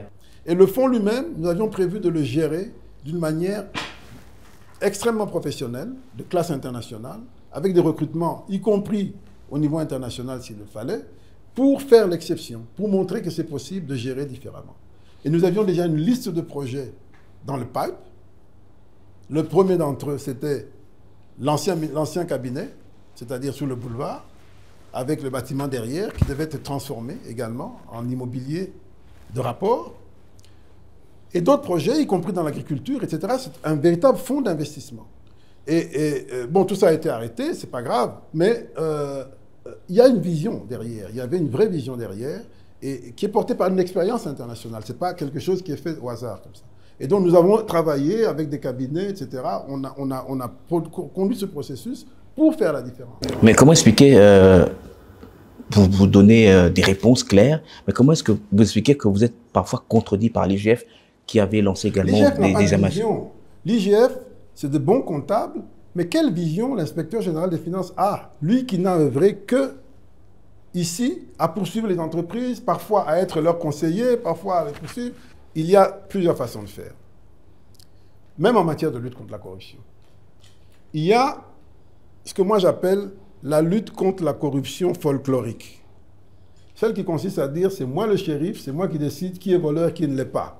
Et surtout quand j'ai les médias et la société civile dans ma poche, je suis très puissant. Monsieur le ministre, Il y a une autre façon de lutter contre la corruption qui est plus systémique, c'est celle de changer les systèmes. Pour contraindre tout le monde à aller par un chemin, celui de la transparence. Et je vais vous dire ce que moi j'ai fait à cet égard. Je vous en prie, parce que vous n'êtes pas concurrent de l'IGF. Non, mais c'est vous qui me posez la question. Oui, mais je voudrais vraiment qu'on rentre dans Laissez-moi vous dire ce que moi j'ai fait. Je ne parle pas de l'IGF. D'accord. Je dis ce que moi j'ai fait. Ce que moi j'ai fait, c'est mettre en place un système. Et c'est quoi ce système? Lorsque j'arrive, je commence par la loi anti-blanchiment, où nous n'étions pas à jour au niveau international. Cette loi a beaucoup d'innovations. Elle introduit des notions nouvelles, des notions de conflit d'intérêts et tout le reste, qui impliquent tout le monde. Des notions de personnalité politiquement exposée. On s'est mis au diapason international. Deuxièmement, au niveau interne, je prends une nouvelle loi fiscale, qui est la plus grande réforme fiscale depuis 1967, où le système d'impôt cédulaire terminé. J'ai introduit l'impôt sur les personnes physiques. Pourquoi j'ai fait ça? J'ai fait ça justement parce que j'estimais qu'on ne peut pas être dans un système où, quand on est dans des responsabilités publiques, on passe son temps à accuser les privés de voler, de tricher. Entre-temps, on voit que ce sont les personnalités publiques qui s'enrichissent le plus.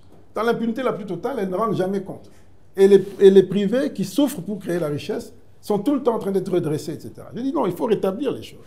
Et donc, j'ai introduit l'impôt sur les personnes physiques, qui a été voté, la loi a été votée en décembre 2023, elle va être d'application à partir de 2025, et donc tout le monde devra rendre compte.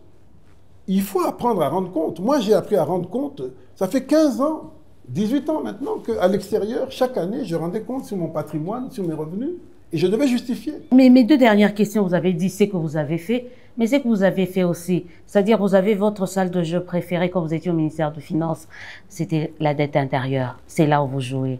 Un dépassement de 500%. C'est là où on vous tape aussi. Oui, on dit, mais c'est votre salle de jeu préférée, vous y allez. Dans les ragots. Changer. C'est pas le ragot. La Cour des comptes. Je parle de la Cour de compte, 500%. Non, mais écoutez, mais la Cour des comptes, c'est ça le problème. Il y a des faits, quand on parle de faits. Je vous dis que... Le ragot de la Cour de compte. Est-ce qu'on n'a pas dit que la justice était malade? Est-ce qu'on n'a pas dit que la presse était malade? Est-ce qu'on n'a pas dit que la classe politique était malade? On peut continuer à l'infini. Hein. La Cour des comptes a commis un faux. Elle a prétendu que 52% des dépenses ont été faites en procédure d'urgence. C'est un faux. Un faux, c'est quoi? Matériellement, ce n'est pas vrai et il y a une intention de nuire. Maintenant, pour quelle raison? Et pourquoi je dis qu'il y a eu une intention de nuire? Parce que 2 jours avant, c'était un rapport provisoire. Avant que ça devienne définitif, nous avons communiqué à la Cour des comptes en disant, mais ce que vous dites est faux. Regardez les chiffres de la Banque centrale, c'est ça la base. Demandez au FMI qui a fait son rapport, c'est ça la base. Pourquoi vous dites 52% qui n'existe pas? Ils nous ont répondu, je peux vous montrer le message. La Cour des comptes n'a pas produit un rapport, ce n'est qu'un rapport provisoire. Donc on s'est dit, ils vont corriger. Ils n'ont rien corrigé, ils ont mis. Vous avez vu l'usage qu'on en a fait politiquement, notamment par l'opposition, Mwando Simba, et c'est de bonne guerre. C'est de bonne guerre. Mais si tout le monde dans un pays commence à utiliser le faux pour se faire valoir, la presse, la société civile, la classe politique, où allons-nous? Il n'y a que vous qui dites la vérité. À un moment donné, non, on peut confronter. Il n'y a que vous qui dites madame, la vérité. Si j'ai été disculpé, c'est pas parce que j'ai eu un soutien quelconque, c'est parce que c'était tellement évident. Je ne dis pas que je suis parfait, mais je sais ce que je fais, j'agis en responsable. La dette intérieure, la dette intérieure.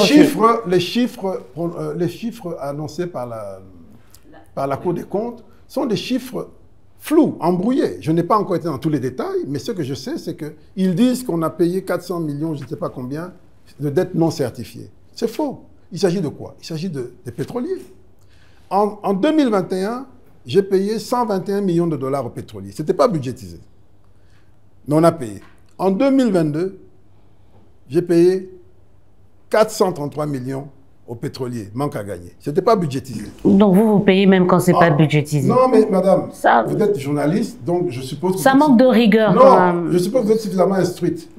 Les manques à gagner, on les paye pour maintenir le prix stable et bas. C'est pas pour faire plaisir. Mais ça vous revient en pleine figure maintenant. Mais non, c'est une utilisation politicienne. Vous êtes censé clarifier ces choses pour éduquer la population. Mais si vous-même vous tombez dans le trou, donc vous n'êtes pas la bonne personne. Je suis désolé. Vous avez payé en mode d'urgence aussi les dettes. En mode d'urgence. Pourquoi on demande d'urgence? Parce que quand on paye, mais souvent c'est régularisé juste après, c'est parce que... La régularisation pose souvent problème. Hein. Non. Quand il faut régulariser, souvent, il y a des tripatouillages. Hein. Quel tripatouillage? Oui. Mais vous, je vous m'inquiétez. Je vous croyais plus rigoureux que ça. Quand vous suivez franchement, je vous croyais plus. Alors, vous suivez la chaîne de la défense. Est-ce que je peux récupérer la police de débat? Nous allons continuer. Chers confrères, vous allez poser vos questions. Non, mais vous deux, là, vous m'inquiétez. Laissez-moi continuer 2-3 questions. On a payé, pour les 3 dernières années, près de 800 millions de dollars de manque à gagner pour préserver le prix du carburant. Tout récemment, une décision a été... Et je vous dis, malgré cela, au 31 décembre 2023, nous devons encore aux pétroliers à peu près 300 millions. À fin septembre 2024, nous leur devions 150 millions rien que pour 2024. Avec la décision qui a été prise de baisser le prix, cette dette va s'accroître de 50 millions de dollars par mois. Ce sont des décisions qui ont été prises, des décisions politiques. Faut-il maintenant accepter des pénuries dans les stations ou bien faire un effort pour calmer le prix? Moi, à ce moment-là, je ne suis qu'un exécutant. Maintenant, il y a des politiques alternatives et nous avons mené ces politiques. C'est quoi les politiques alternatives? Sur le prix du carburant. Moi, j'ai demandé, quand j'étais intérimaire à l'économie, qu'on sorte toutes les fournitures de carburant au secteur minier dans le calcul de la subvention. J'ai même pris un arrêté pour cela. Je ne suis pas sûr que c'est appliqué. Il est possible que ça le soit, mais ça devrait être appliqué. Et si pour le Grand Katanga, c'est moins de 10% qui va à la population. 90%, ça va. Est-ce qu'il y a une réflexion sérieuse, structurelle, pour essayer de sortir finalement de ces pièges, puisque, comme vous l'avez démontré vous-même, nous allons continuer, l'État va continuer à subventionner à des prix. Oui, on avait toute une feuille de route. J'ai réussi à terminer un audit profond qui a été fait. Il y avait le professeur Mabi qui était impliqué dans une commission qu'on a mis en place. Il y avait Michel Lossembe et quelqu'un d'autre. On a fait un audit comme on a rarement fait dans le passé sur le secteur avec une feuille de route. Il est clair qu'il y avait d'abord un nettoyage à faire sur la structure des prix. On l'a fait. Pendant mon petit temps à l'économie, j'ai pu économiser près de 70 millions de dollars à l'État en mettant de l'ordre. Vous savez, à l'époque, on disait qu'on se partageait 15 millions, tout ça. Tout ça, j'ai mis fin à tout ça. C'est fini, on ne partage plus les 15 millions et tout ça, les décotes et tout ça. Fini. Je leur ai dit, si décote il y a, vous le mettez dans la facture. Vous mettez dans la facture, c'est au bénéfice du Trésor et pas des individus. C'est ça ma gouvernance. Et donc, ça, on a fait. Maintenant, il y a plus que ça à faire. Il faut des investissements à faire dans le secteur, en infrastructure, pour contrôler le coût. Il faut améliorer les capacités de stockage, les capacités de transport, et puis de surveillance même des produits acheminés et vendus. Il y a énormément de fraude qui se fait, surtout dans la partie sud, là. Et donc, tout ça, c'est dans la feuille de route. Maintenant, il faut investir. Qui va investir? On doit le faire soit avec Xona-Hydroc ou avec Cobil, les 2 sociétés d'État que nous avons, ou peut-être Saucir. Mais c'est extrêmement difficile à construire un projet dans ce pays, pour toutes ces raisons. Et ça, ce n'est pas le ministère des Finances. Mais construire un projet, le mettre en œuvre, est extrêmement difficile parce que chacun tire de son côté. À vous entendre parler sur les plans de ce que vous avez fait pendant toute cette période où vous étiez aux affaires, vous êtes, je peux dire, une exception, hein, parce que vous refusez les décotes, vous refusez les rétrocommissions, vous refusez la corruption, vous vous battez. Et si ces valeurs sont réelles, je suis d'accord, c'est quelque chose de bien. Mais êtes-vous encore avec le président de la République? Est-ce que vous continuez à le défendre? Et quelles sont, laissez-moi terminer la question, quelles sont les valeurs que vous continuez à partager avec lui? Quelles sont ces valeurs-là aujourd'hui? Je vais vous dire une chose. Oui. Je suis avant tout un technocrate, mais technocrate devenu politicien. Et tout ce que j'ai pu réussir, je ne l'aurais pas fait si je n'avais pas le soutien du président de la République. Plus que ça, savez-vous que j'ai obtenu que l'on réduise les dotations qu'on donne à l'Assemblée nationale et au Sénat de près de 20 milliards. L'Assemblée avait plus de 40 milliards. Comment voulez-vous qu'on vous aime vraiment? Non, l'Assemblée... Mais écoutez, bon, allons-y, continuez. Non, mais... Continuez, je vous en prie. Non, l'Assemblée recevait 40 milliards de dollars, 47 milliards de dollars par mois, de francs, pardon, oui. Par mois selon le budget 2024, alors que nous, déjà entre 2018 et 2024, c'est presque par 10 qu'on a multiplié la dotation de ces deux chambres. Presque par 10, par 9 à peu près. Là-dedans, il y a les rémunérations et puis les dotations et tout. Ça devenait scandaleux. Et lorsque on a voté le budget, j'ai été voir le chef de l'État pour lui dire, Président, regardez la situation des deux chambres. Voilà, c'est presque par 10 qu'on a multiplié. On ne peut pas continuer comme ça. Alors que tous les autres, l'enveloppe salariale pour tout le reste a été multipliée par 3 dans la même période. Mais pour les assemblées, multipliée par 10. Il me dit, mais donc, quand les gens se plaignent en disant que disons, l'élite se sert, ce n'est pas tout à fait faux. Il dit, il faut absolument changer ça. Faites-moi des propositions. On fait des propositions à la baisse et on ramène à peu près à moitié. Je fais le travail avec le Premier ministre qui adopte, le ministre du Budget, le Premier ministre qui adopte. On se retrouve et puis on dit, maintenant, il faut mettre ça en application. Le budget a voté autre chose, mais il faut prendre une mesure politique courageuse pour couper ça. Et je vous dis que moi, je l'ai fait. J'ai pris le risque. Je l'ai fait parce que j'avais le soutien du président de la République. On a dit, voilà comment on va procéder. On fait des économies partout. On a déterminé les salaires des députés et des sénateurs de manière tout à fait correcte. D'ailleurs, ils ne s'en plaignent pas. Mais tout le reste, on a dû faire des coupes qui ont permis de diminuer de moitié. C'est ça, gouverner pour le plus grand nombre. Et l'objectif, c'était quoi? C'était de faire en sorte que... Parce que moi, j'ai souffert des accusations que je ne voulais pas payer les assemblées provinciales. Ils venaient parfois même faire des grèves chez moi, venir dormir chez moi. J'ai dit, Président, en faisant cela, on dégage assez d'argent pour au moins garantir que les assemblées provinciales pourront toucher régulièrement quelque chose. Parce que j'en ai assez de cette injustice. Il m'a dit, non, c'est très bien. C'est ce qu'on a laissé. Mais malheureusement... Bon, moi, je suis parti, je ne sais pas comment ça se passe, mais malheureusement, j'apprends que les assemblées provinciales continuent d'accumuler des arriérés, alors que c'était aussi pour leur faire un espace. Assemblée provinciale, sécurité, c'était ça l'objectif. Il n'y a pas que ça. On a fait énormément de choses, même sur la défense. Évidemment, c'est un peu secret défense, je ne peux pas en parler, mais... On a affronté des situations qui nous ont permis de faire des économies, de revenir sur des choses, revenir sur des marchés, dans le but de faire des économies au pays. Mais toutes ces économies n'ont pas impacté les social du Congolais. Les problèmes au quotidien ont continué. Aujourd'hui, nous avons commencé une année presque blanche. Je vous ai toujours dit, si on ajoute 2 milliards de dollars par an au budget, ça fait combien pour 100 millions d'habitants? Ça fait 20 dollars par habitant. Donc, si vous attendez un impact sur les Congolais, ce n'est pas évident de trouver le chemin pour obtenir cet impact. Mais si on devait distribuer 20 dollars à chacun des Congolais, ils n'auront rien. On ne va pas faire nos petits raccourcis. Ça veut dire que... Non, c'est pour vous dire que notre responsabilité, c'était de nous assurer que les ressources budgétaires sont mises au meilleur endroit possible pour avoir un impact, sachant qu'il y aura toujours des tensions. Les meilleurs endroits, c'était la gratuité, c'était... Mais la gratuité, nous l'avons faite. Aujourd'hui... Et je vais vous dire, même la gratuité, ce n'était pas évident. J'étais encore à la présidence quand le président a pris cette décision. Je n'étais pas sûr. Je lui avais dit en tant que technocrate, je dis, Président, au moment où vous prenez cette décision, nous n'avons pas les moyens de le faire. Et il m'a dit, il faut qu'on se jette à l'eau pour se donner les moyens de le faire. Et il avait raison. L'année suivante, il se retrouve à New York avec, il reçoit Bill Gates et il lui dit, j'ai pris la décision d'assurer la gratuité de l'éducation, mais ce n'est pas évident qu'on pourra tenir. Et Bill Gates lui répond, Monsieur le Président, vous avez très bien fait. Il fallait d'abord prendre la décision politique et tout le reste va se mettre en place. Et nous avons eu les soutiens de la Banque mondiale sans lesquels on n'aurait pas eu cette gratuité et tout le reste. Mais il n'empêche que nous devons nous-mêmes aussi continuer les efforts. Et pourquoi? Comment faire pour continuer les efforts? C'est-à-dire, la même manière qu'on a multiplié les recettes par 3, il faut qu'on continue de les multiplier puisque le potentiel est là. Comment le faire?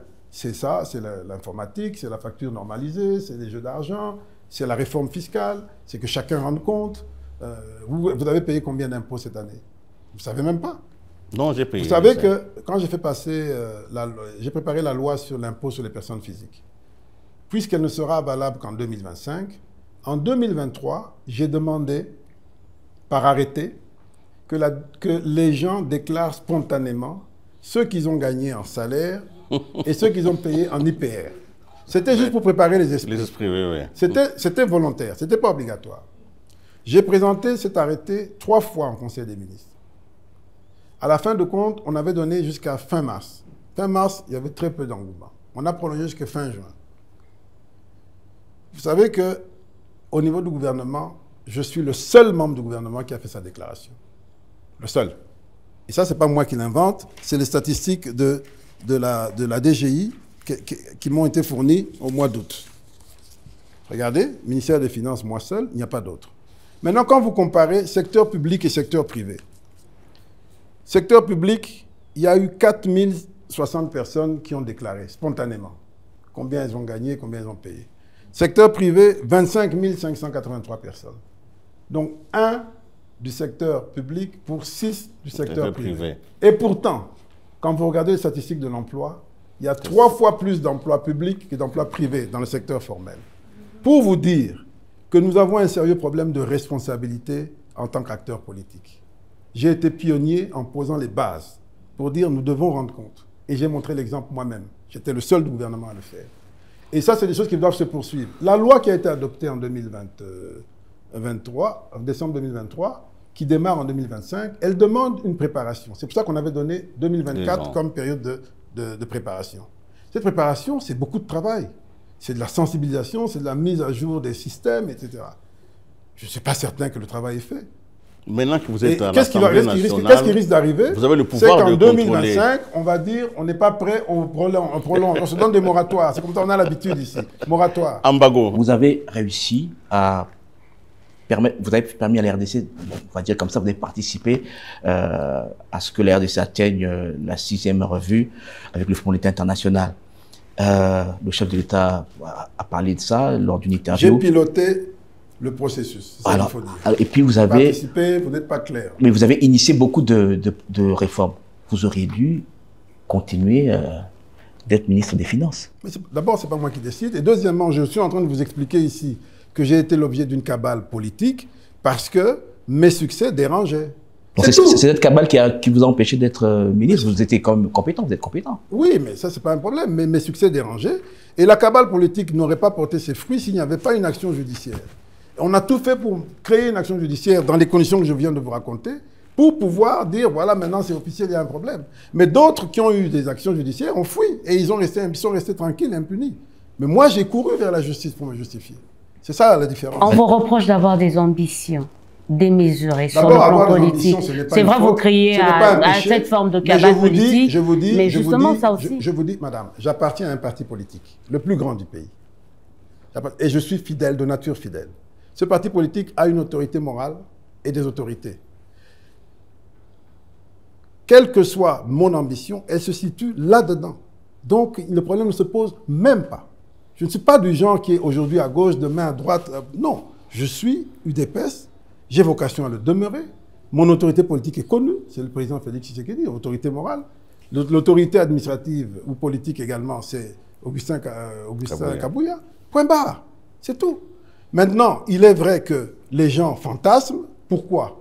Parce que, entre autres, j'ai été le meilleur élu député sur la liste UDPS à l'échelle nationale. C'est normal que tout ça, ça fasse fantasmer et qu'on cherche à dire, oui, il faut la battre. Il réussit bien son programme, il a la reconnaissance des bailleurs. Et en plus, il se permet de venir être le meilleur élu, lui qui est un intrus en politique. Non, non, non, il faut la battre. Vous voyez occuper encore un autre poste ici en République démocratique? Madame, je ne suis pas chômeur, je suis député national. Sur le plan politique, je parle d'un poste, fonction, mais un autre. Ça me plaît beaucoup. J'ai le temps aujourd'hui de m'occuper de ma circonscription et je le fais avec beaucoup de plaisir parce que j'expérimente tout ce que j'ai fait à travers le monde, c'est-à-dire aider au développement à la base. Je le fais avec beaucoup de satisfaction et ils me le rendent très bien. Et puis je m'occupe de moi-même, madame. Pendant les 3 dernières années, j'étais extrêmement pris par le boulot.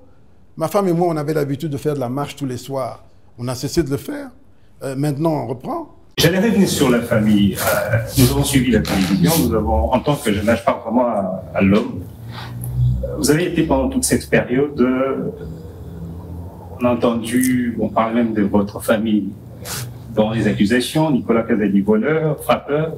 Aujourd'hui, quand vous êtes disculpé par cette lettre de la justice congolaise, comment vous vous sentez en fait? Non, vous savez, c'est très compliqué. D'abord, moi, je ne suis pas né de la dernière pluie. La diversité, j'en ai beaucoup vécu. Hein. Ça n'a pas commencé ici en politique, ça a commencé dans la vie en général. Et c'est ça qui m'a fait, c'est ça qui me rend résilient. Mais ma plus grande tristesse, ma plus grande souffrance, c'est pas pour moi, parce que non seulement je savais qu'il n'y avait rien, mais en plus je suis rodé. Mais c'était pour les gens autour de moi. Ma mère qui a 84 ans, mon épouse qui a toujours cheminé avec moi et qui ne méritait pas toute cette opprobre. Mes enfants, c'est ça qui m'a fait souffrir.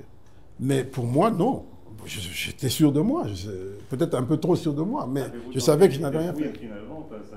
Non, non, vous savez ce qui s'est passé? À un moment donné, toujours pour confirmer la cabale, parce qu'Élisée Odia, elle a d'autres idées en tête, non, mais la réalité. On se demande pourquoi vous, en fait. Toujours pour confirmer la cabale. Vous savez qu'un jour, je suis ici, juste après la sortie du nouveau gouvernement, avant la remise-reprise, et des gens qui disent qu'ils sont liés au service et tout ça, approchent ma femme et ma belle famille, et on a des renseignements importants à vous communiquer. Et ils appellent ma femme quelque part, dans un rendez-vous presque secret, pour dire, bon, voilà, on a des informations très graves, les gens qui sont contre votre mari, ils savent qu'ils ont échoué avec les dossiers lampadaires et forages, parce qu'ils savent qu'il n'y a rien et qu'il n'y aura rien, ils sont en train de préparer autre chose. Et pour que ça ne vous arrive pas, il faut absolument convaincre votre mari de quitter le pays au plus tard lundi soir. Que mardi matin ne le trouve pas ici. Et elle demande comment. On dit non, c'est nous qui avons l'habitude de faire sortir les politiciens. On va lui préparer un faux passeport et tout ça. Et lui et pour vous et pour les enfants, il faut qu'ils traversent. On va les faire traverser la nuit à Brazzaville. Tout ça, et ma femme, et puis elle rajoute, la personne rajoute. D'ailleurs, vous allez voir, il se prépare quelque chose contre vous. On va commencer par désarmer vos policiers. Ce sera le début de la préparation. C'était un samedi. Et le même samedi, moi j'étais ici à la maison et le chef de ma sécurité m'appelle pour me dire « Ah, on a envoyé des gens pour désarmer les militaires. » Mon Dieu. Pour désarmer les militaires.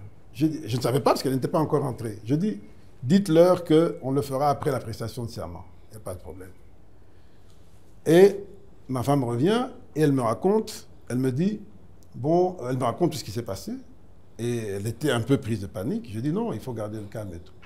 Et je lui raconte qu'effectivement, on venait de désarmer on est venu demander pour désarmer les policiers. Alors là, elle prend ça au sérieux. Et puis j'appelle le général Dodo qui s'occupe de la police. Il me dit, mais Excellence, moi-même je vous cherchais. On a une affaire ici. Ils sont venus avec une photo qui circule parmi les chefs ici en disant, on a ramassé des armes dans un chantier du ministre des Finances à la Gombe. J'ai dit, mais général, je n'ai pas de chantier à la Gombe. Il dit, non, je peux vous montrer, ça circulait ici, alors on était inquiets, on a cherché. Finalement, on a trouvé ces armes-là chez vous. Il m'envoie la photo, je vois une vingtaine d'armes regroupées contre le mur de la guérite chez moi. Je dis, mais ça, je reconnais ma guérite, ça doit être mes gens. Mais qu'est-ce qui s'est passé au juste? Il dit, non, on ne sait pas et tout. Alors là, je fais le point sur tout, je me dis, il y a anguille sur roche. Et c'est comme ça que je m'en ouvre au chef de l'État et il me dit, attention, là il y a une cabale, on veut te pousser à faire une bêtise, à sortir par des voies frauduleuses pour te prendre en flagrant délit. Et alors là, vraiment, on t'aura eu. J'ai dit, président, c'est ça que je constate, mais qu'est-ce que je peux faire parce que ma femme n'est pas rassurée, etc. C'est comme ça que vous avez vu que j'ai des GR, où il a demandé que les GR viennent renforcer ma sécurité, au moins pour un temps, puisqu'il y a, visiblement, il y a quelque chose qui se passe d'anormal et qui pourrait impliquer même certains des gardes qui étaient là.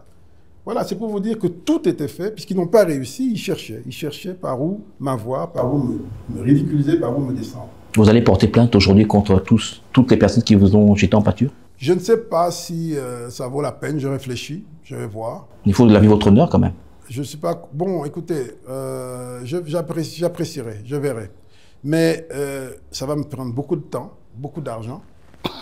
Je ne suis pas sûr d'avoir les deux. Vous savez, l'économie se construit sur la base de la confiance.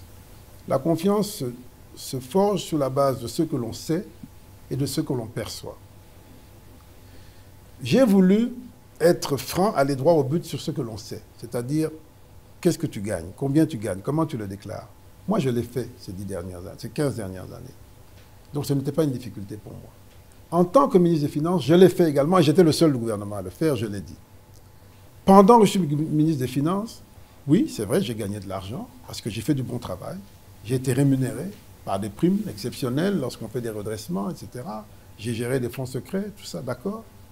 Mais lorsque, à des fins de manipulation, on me prête 300 millions de dollars, pas moi, ma femme d'ailleurs, elle a 300 millions de dollars, maintenant j'ai appris que depuis hier ou avant-hier, on parle de 700 millions, des choses insensées, c'est uniquement pour nuire à quelqu'un. Et moi qui ai toujours déclaré mon patrimoine, moi qui ai commencé à gagner des millions de dollars avant de rentrer dans ce pays, la maison dans laquelle nous sommes, je l'ai achetée en 98. Elle valait 130 000 dollars, aujourd'hui elle vaut plus de 3 millions, peut-être 4. Et donc, les meubles que vous voyez là, ces meubles-là, on les a depuis 20 ans, depuis 22 ans. Ma dernière fille qui est à l'université, qui a fini l'université en décembre de l'année passée, avait quelques mois, quand elle a commencé à jouer sur ces meubles. C'est le même tissu, les mêmes meubles. On n'a même pas changé de tissu. Vous regardez les photos de tous les pays que nous avons parcourus, vous trouverez les mêmes meubles qu'on a achetés à Abidjan, faits par des artisans ivoiriens. La même chose avec certains meubles ici. D'autres ont été achetés en France chez des antiquaires. Mais je suis quelqu'un qui a été forgé par le temps, par l'expérience. Je ne suis pas quelqu'un qui est né comme ça. Et mon souci a toujours été, depuis que j'ai quitté mes fonctions de conseiller financier du ministre des Finances, c'était de faire entrer ce pays dans le groupe des pays normaux, où on peut vivre tranquillement, gagner son argent normalement, justifier ce que l'on fait, prendre un crédit, acheter une maison, éduquer ses enfants. C'est ça mon rêve. Et c'est ça que j'ai voulu apporter ici. Je ne veux pas dire que j'ai été incompris. Non, j'ai été saboté par des groupes de gens. Mais ils n'auront pas le dernier mot parce que la vérité a toujours le dernier mot. Vous avez remis votre jeton SICOMINE? Jeton de présence, d'absence? Je n'ai jamais touché ce jeton. Je vais vous dire, lorsque, en réunion restreinte, le chef de l'État nous informe qu'une commission va être mise en place pour gérer le dossier SICOMINE. Ça avait commencé d'abord avec TFM et puis SICOMINE. J'étais avec le Premier ministre Sama à ma gauche. Et je me rappelle, et lui et moi, nous avons dit au chef de l'État, Président, nous sommes votre gouvernement, ces commissions-là ne sont pas légales, elles risquent de poser problème. Il nous a dit, vous avez parfaitement raison. Ces commissions n'ont pas vocation à se substituer à vous. Elles sont là pour poser le cadre et c'est vous qui faites le boulot. Nous, ici, c'est ça, on est d'accord. Mais dans l'exécution, le directeur de cabinet et son collaborateur, qui se trouve être l'IGF, ont décidé de tout gérer. Et moi, dès lors que je ne suis pas d'accord avec quelque chose, j'ai aussi une tête dure. J'ai dit non, je n'entre pas dans ça. Et j'ai pris de la distance par rapport à cette commission qui, pour moi, ne faisait pas ce que le président avait voulu qu'elle fasse. Et elle a voulu outrepasser tout le monde. Je vous passe les détails. Lorsqu'ils sont arrivés à des conclusions, le président était curieux de savoir ce que nous pensions des résultats. Je peux vous dire que ni moi, ni la ministre des Mines, ni le DG de la DGI n'étions d'accord avec les résultats. Ni avec le principe, ni avec les résultats. Les 7 milliards. Parce que pour nous, rien n'établit que les 7 milliards représentent ce que nous aurions eu s'ils payaient la fiscalité comme tout le monde. Qu'à cela ne tienne, nous avons estimé qu'on ne pouvait pas mettre le président mal à l'aise, le processus avait été conduit, il y avait une partie de l'autre côté, on a laissé faire. Et laissez-moi vous dire que mon point de vue était connu. J'ai travaillé à minima en envoyant des conseillers travailler et j'ai refusé de collaborer avec cette structure. Voilà. Et donc, lorsqu'ils ont fait des paiements, ils ont constaté que je n'avais pas collaboré, mais il n'empêche qu'ils ont payé plein de gens qui n'ont jamais collaboré, mais qui étaient sur la liste et qui ont touché l'argent. Et comme par hasard, l'inspecteur général des finances se substitue au ministre des Mines, se substitue au ministre du Budget. Et là, on ne parle pas de procédure d'urgence, ni de chaîne de la dépense. Se substitue au ministre des Finances, se substitue au gouverneur de la banque. Il signe des lettres, il prend l'argent à travers la Robank, toujours la Robank. Il sort l'argent en cash, en violation de Sénaref, et il distribue l'argent aux gens sans même liste de signature. Ça, évidemment, vous n'avez rien vu, parce que j'ai senti que la presse n'avait rien vu. Bon, alors, je suis habitué. Mais on a vu que des lampadaires et des forages. Mais il n'empêche que moi, j'ai mis mon doigt sur des choses graves. Non, pas de jeton d'absence, ni de jeton de présence. Rien du tout. Nous avons dit beaucoup de choses tout au long de cette interview. Vous avez été clair. Et nous pouvons certainement conclure cette émission en vous posant quelques questions de la fin. Si vous êtes d'accord avec moi. Parce que, de toutes les façons, maintenant, je vous pose une autre question relative à... quand un homme a traversé tant d'épreuves, quand il a été secoué dans son honneur, dans sa dignité, voire même dans sa propre intégrité, parce qu'arrivé jusqu'à la maison, il reste des traces. Quelles sont les forces morales auxquelles vous recourez pour vous refaire, pour vous recoudre? Parce que on suppose quand même qu'il y a eu beaucoup de blessures, même si, par ailleurs, vous dites que vous êtes résilient, que vous faites la force, vous êtes les chefs de famille, mais quelque part, on sent quand même qu'un être humain reste un être humain. Surtout quand il est accusé, comme vous le dites injustement, il emporte des traces. Comment vous faites pour vous reconstruire? Bien, c'est une bonne question. D'abord, je suis profondément croyant. Je suis un vrai croyant et je puise ma force dans cette communion avec Dieu. Et d'ailleurs, toutes ces épreuves ont été une occasion pour me reconnecter avec Dieu comme je l'étais avant, parce que la charge du travail faisait que le temps de prière peut-être n'était pas suffisant. Et je pense finalement que d'un mal peut sortir un bien, parce que le plus important, c'est la communion avec notre Créateur. Et donc, je lui rends grâce pour ça. Et je trouve en lui la force. Comme je vous ai dit tout à l'heure, je suis habitué à l'adversité. Mais le destin est toujours plus fort que l'adversité. Et donc, je regarde les choses positivement et je sais que lorsque c'est votre destin, votre Créateur vous donne les ressources pour surmonter cela.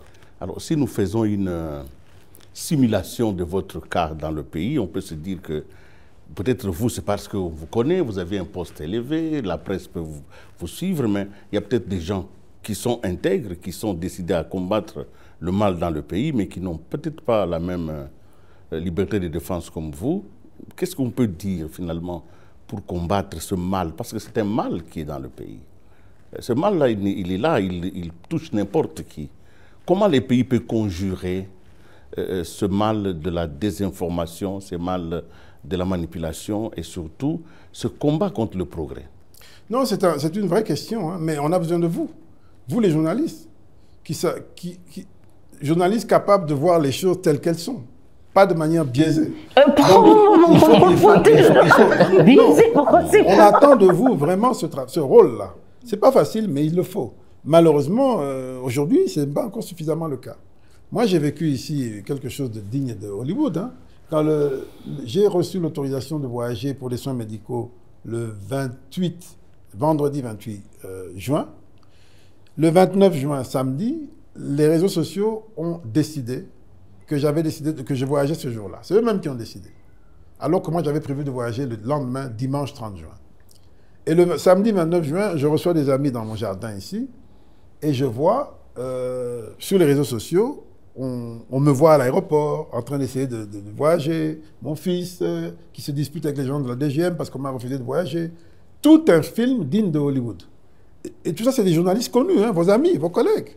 Je ne vais pas les citer parce que ce serait leur faire trop d'honneur, mais vous les connaissez.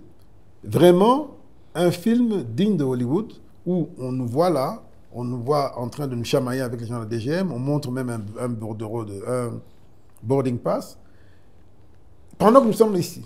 Et puis à un moment donné, on dit, voilà, son fils Jacques s'est chamaillé avec les gens de la DGM, ils en sont venus aux mains. Pendant qu'on dit ça, je vois mon fils entrer dans la parcelle en jogging. Je dis, mais comment toi, tu n'es pas à l'aéroport? On est en train de dire que tu es à l'aéroport et tout. On rigole, mais c'est pour vous dire. Et puis on dit, voilà, il est parti fâché, il a fait un accident, et on montre même une voiture accidentée sur le boulevard. On dit, voilà, il a été évacué d'urgence en Afrique du Sud, son cas est critique, il est entre la vie et la mort. Pendant qu'on est assis là en train de manger. Et ça, ce n'est pas tout. Ça, c'était le samedi. Maintenant, le dimanche, jour effectif de départ, on envoie les bagages pour le pré-enregistrement. On voit déjà des gens filment nos bagages en train d'être acheminés dans les box là, bien zoomés et tout, pour dire, voilà, si rien n'est fait, le ministre, M. Lampadaire et Forage va voyager ce soir, etc. Et le ministre des Finances, le ministre de la Justice sort même un communiqué pour dire, bon, cette affaire est suivie de près, on regarde avec je crois en concertation avec le chef de l'État, on est en train de suivre et tout. Je ne sais pas quel était le sens de ce communiqué, je n'ai jamais compris. Et donc, je vois qu'il y a encore un emballement dans les réseaux sociaux. On dit, si rien n'est fait, il va partir, si rien n'est fait, il va partir, tous. Et puis quelqu'un dit, voilà, selon les dernières nouvelles, il va être empêché de voyager, il ne voyagera pas. Tout ça. Et puis, on est à 30 minutes de l'embarquement. Je reçois un coup de fil du chef de l'État. Il me dit, voilà, vous n'êtes pas encore parti, je dis non. Et puis il me dit, bon, le ministre de la Justice est en train d'essayer me demande de te dissuader de voyager aujourd'hui. Je dis, ah bon, pourquoi? Il dit, bon, apparemment il y a une audition mardi. Il demande que tu attendes l'audition de mardi. Comme ça, tu pourras partir tranquillement. C'est sa manière à lui de gérer les réseaux sociaux. Je dis, président, il vous raconte des histoires. Il est de mèche avec toutes ces histoires-là. Il vous raconte des histoires. Il me dit, non, il fait ça pour t'aider. Je dis, non, il ne fait pas ça pour m'aider. Puis il me dit, moi, je te conseillerais d'attendre mardi. Comme ça, tout se passe bien et puis tu t'en vas. Je dis, président, celui qui donne les autorisations de voyager, c'est le parquet. Celui qui organise les auditions, c'est le même parquet. Il ne peut pas me donner l'autorisation de partir s'il y a une audition mardi. Alors il me dit, tu es sûr qu'il n'y a pas d'audition? Je dis, mais je vous le dis, président, il n'y a pas d'audition. Il me dit, attends, je lui pose la question et puis je reviens. Et il me rappelle quelques minutes après pour me dire, ah, mais tu avais raison, il n'y avait pas d'audition. Écoute, tu peux partir. Vous voyez comment ce système-là a voulu à tout prix me bloquer. Pendant que lui faisait ça, il y avait déjà des relais dans la presse qui disaient, il va être bloqué. Et tout ça est documenté, hein. Je vais vous donner tous les documents. Tout ça est documenté. Voilà. Donc, c'est ça la cabale politique. Alors, ce qui me fait mal, c'est que ce jeune ministre, qui se présente comme étant la nouvelle génération, la nouvelle classe politique, qui commence comme ça, avec la manipulation médiatique et le mensonge, je suis inquiet. Parce que on aurait pu pouvoir compter sur un esprit nouveau. On dit que la classe politique est malade. Autant que la justice est malade, la classe politique est aussi malade. Mais quand on commence déjà avec des signes de fébrilité comme ça annonce d'autres formes de maladies. Et donc, ça m'inquiète et ça m'a... Oui. Juste une question, ce sera ma dernière, en tout cas, vraiment la dernière. Au regard de tout ce que vous avez vécu, certaines langues affirment que la bataille de l'opinion est perdue d'avance pour vous. Aujourd'hui, au regard, à travers de cette émission, qu'est-ce que vous avez à dire à cette opinion-là? Non, la vérité, c'est tout. La vérité, la bataille de l'opinion n'est jamais perdue. Elle prend du temps, elle va, elle vient. Ça n'est pas le problème. Vous savez, moi, je me rappelle encore quand il y a eu le programme des 100 jours. Le programme des 100 jours, je ne sais pas pourquoi, en dehors de Vital Kamerhe, tout le monde me ciblait, moi. Il me disait, il va parler, qu'est-ce qu'il va dire? Est-ce qu'il est coupable ou pas? Est-ce qu'il est impliqué? C'était une histoire incroyable. Je recevais des messages du monde entier. Et quand j'ai parlé, les gens se sont rendus compte qu'ils avaient tapé à côté. Je n'avais rien à voir avec tout ça. Et tout est retombé. Et après, la vie a continué. Est-ce qu'on en parle encore? On parle de mon implication là-dedans? Non. Parce que nous parlons. Maintenant, on a voulu recréer un contexte pareil. Mais c'était tellement gros et grossier que ça ne tenait sur rien. Si le parquet a décidé de me disculper, ce n'est pas pour me faire plaisir, ni pour faire plaisir à qui que ce soit. C'est parce que les faits sont têtus. Les faits sont ce qu'ils sont. Je viens de vous les raconter. Si j'ai demandé qu'on fasse la levée des copies des auditions, moi je suis prêt à les publier s'il le faut. Les PV d'audition, vous verrez vous-même. Il faut être vraiment sorcier, de mauvaise foi, pour chercher à m'impliquer dans une histoire où j'ai rien à voir. La seule chose qui aurait pu m'impliquer, c'était de dire, oui, il a pris l'argent, on lui a donné l'argent. Mais qu'on aille demander à ceux qui ont touché l'argent s'ils m'en ont donné. C'est tout. Donc c'est pour vous dire que tout ça était grossier. C'était une cabale politique. Et pourquoi sur ma personne? Je crois que je l'ai dit de plusieurs façons. Je ne vais pas y revenir. On va dire que je me vante. Vous allez regarder la caméra, vous allez regarder ce peuple. Ceux qui, d'une manière ou d'une autre, ont été froissés, touchés. Parce que vous prenant pour un grand modèle, un grand technocrate, un bon gestionnaire, vous avez reçu, vous êtes les rares citoyens congolais que les chefs de l'État citent en exemple, parce qu'il dit que vous avez été meilleur, il vous a encensé. L'opinion est restée sur sa soif de vérité parce qu'elle n'avait pas toutes les versions. Maintenant que vous avez eu l'occasion de parler, regardez ce peuple-là, qui a été quand même un peu blessé, qui veut vous réhabiliter dans son cœur. Dites-lui quelque chose pour que cette opinion-là se fasse sa religion. Et ça sera votre mot de la fin. Bien. Ce que je peux dire, c'est que tout a déjà été dit, ou plus ou moins. Vous avez en face de vous quelqu'un qui a pris des décisions pendant ces 3 dernières années, pas seulement sur la base de ce qu'il a trouvé ici, mais sur la base d'une expérience accumulée. Cette expérience m'a fait comprendre que ce dont le pays souffre, ce n'est pas la simple corruption, c'est des systèmes mafieux.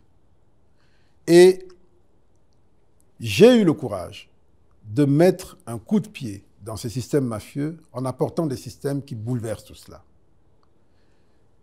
Peut-être que j'ai été trop vite, peut-être que j'ai été trop fort, mais j'ai rencontré en face de moi une volonté de me faire taire, de me mettre de côté pour ne pas gêner le statu quo. Je demande à chaque Congolais d'analyser, de ne pas se fier à la première phrase lue dans un tweet ou dans les groupes WhatsApp, d'analyser, et je fais confiance en leur capacité à comprendre. Une fois que cela sera fait, je n'aurai plus d'efforts à faire. Les choses iront d'elles-mêmes. C'est pour ça que j'ai voulu faire cette émission, et je serai prêt à parler davantage, mais je crois que les faits sont toujours têtus, et la vérité finit toujours par s'imposer d'elle-même. Voilà, amis téléspectateurs, c'est la fin de ce plateau spécial. Nous recevions Nicolas Kazadi, l'honorable Nicolas Kazadi. Il nous a parlé de tout ce qu'il pense être à notre disposition pour nous faire une idée exacte de ce qu'il lui-même a appelé une cabale politique qui a été à l'origine de toute cette détérioration de son image dans l'opinion. Nous espérons avoir participé ainsi à changer l'angle de perception de la réalité et que vous vous êtes fait une idée autre que celle que vous aviez au début de l'émission. Dans tous les cas, nul n'est parfait. S'il y a des choses que vous n'avez pas obtenues par cette émission, nous sommes là pour vous servir, mesdames et messieurs. Merci donc de votre soutien. Cette émission, vous la suivrez en rediffusion sur plusieurs plateformes, mais aussi sur des chaînes partenaires, tout en les remerciant de nous avoir accueillis ici chez lui. Je voudrais aussi remercier Litsani Choukran de Politico.cd, Élisée Odia et Eric Ambago. Voilà, c'est donc la fin, vraiment la fin. Chaque jour est une vie. Portez-vous bien. À la prochaine.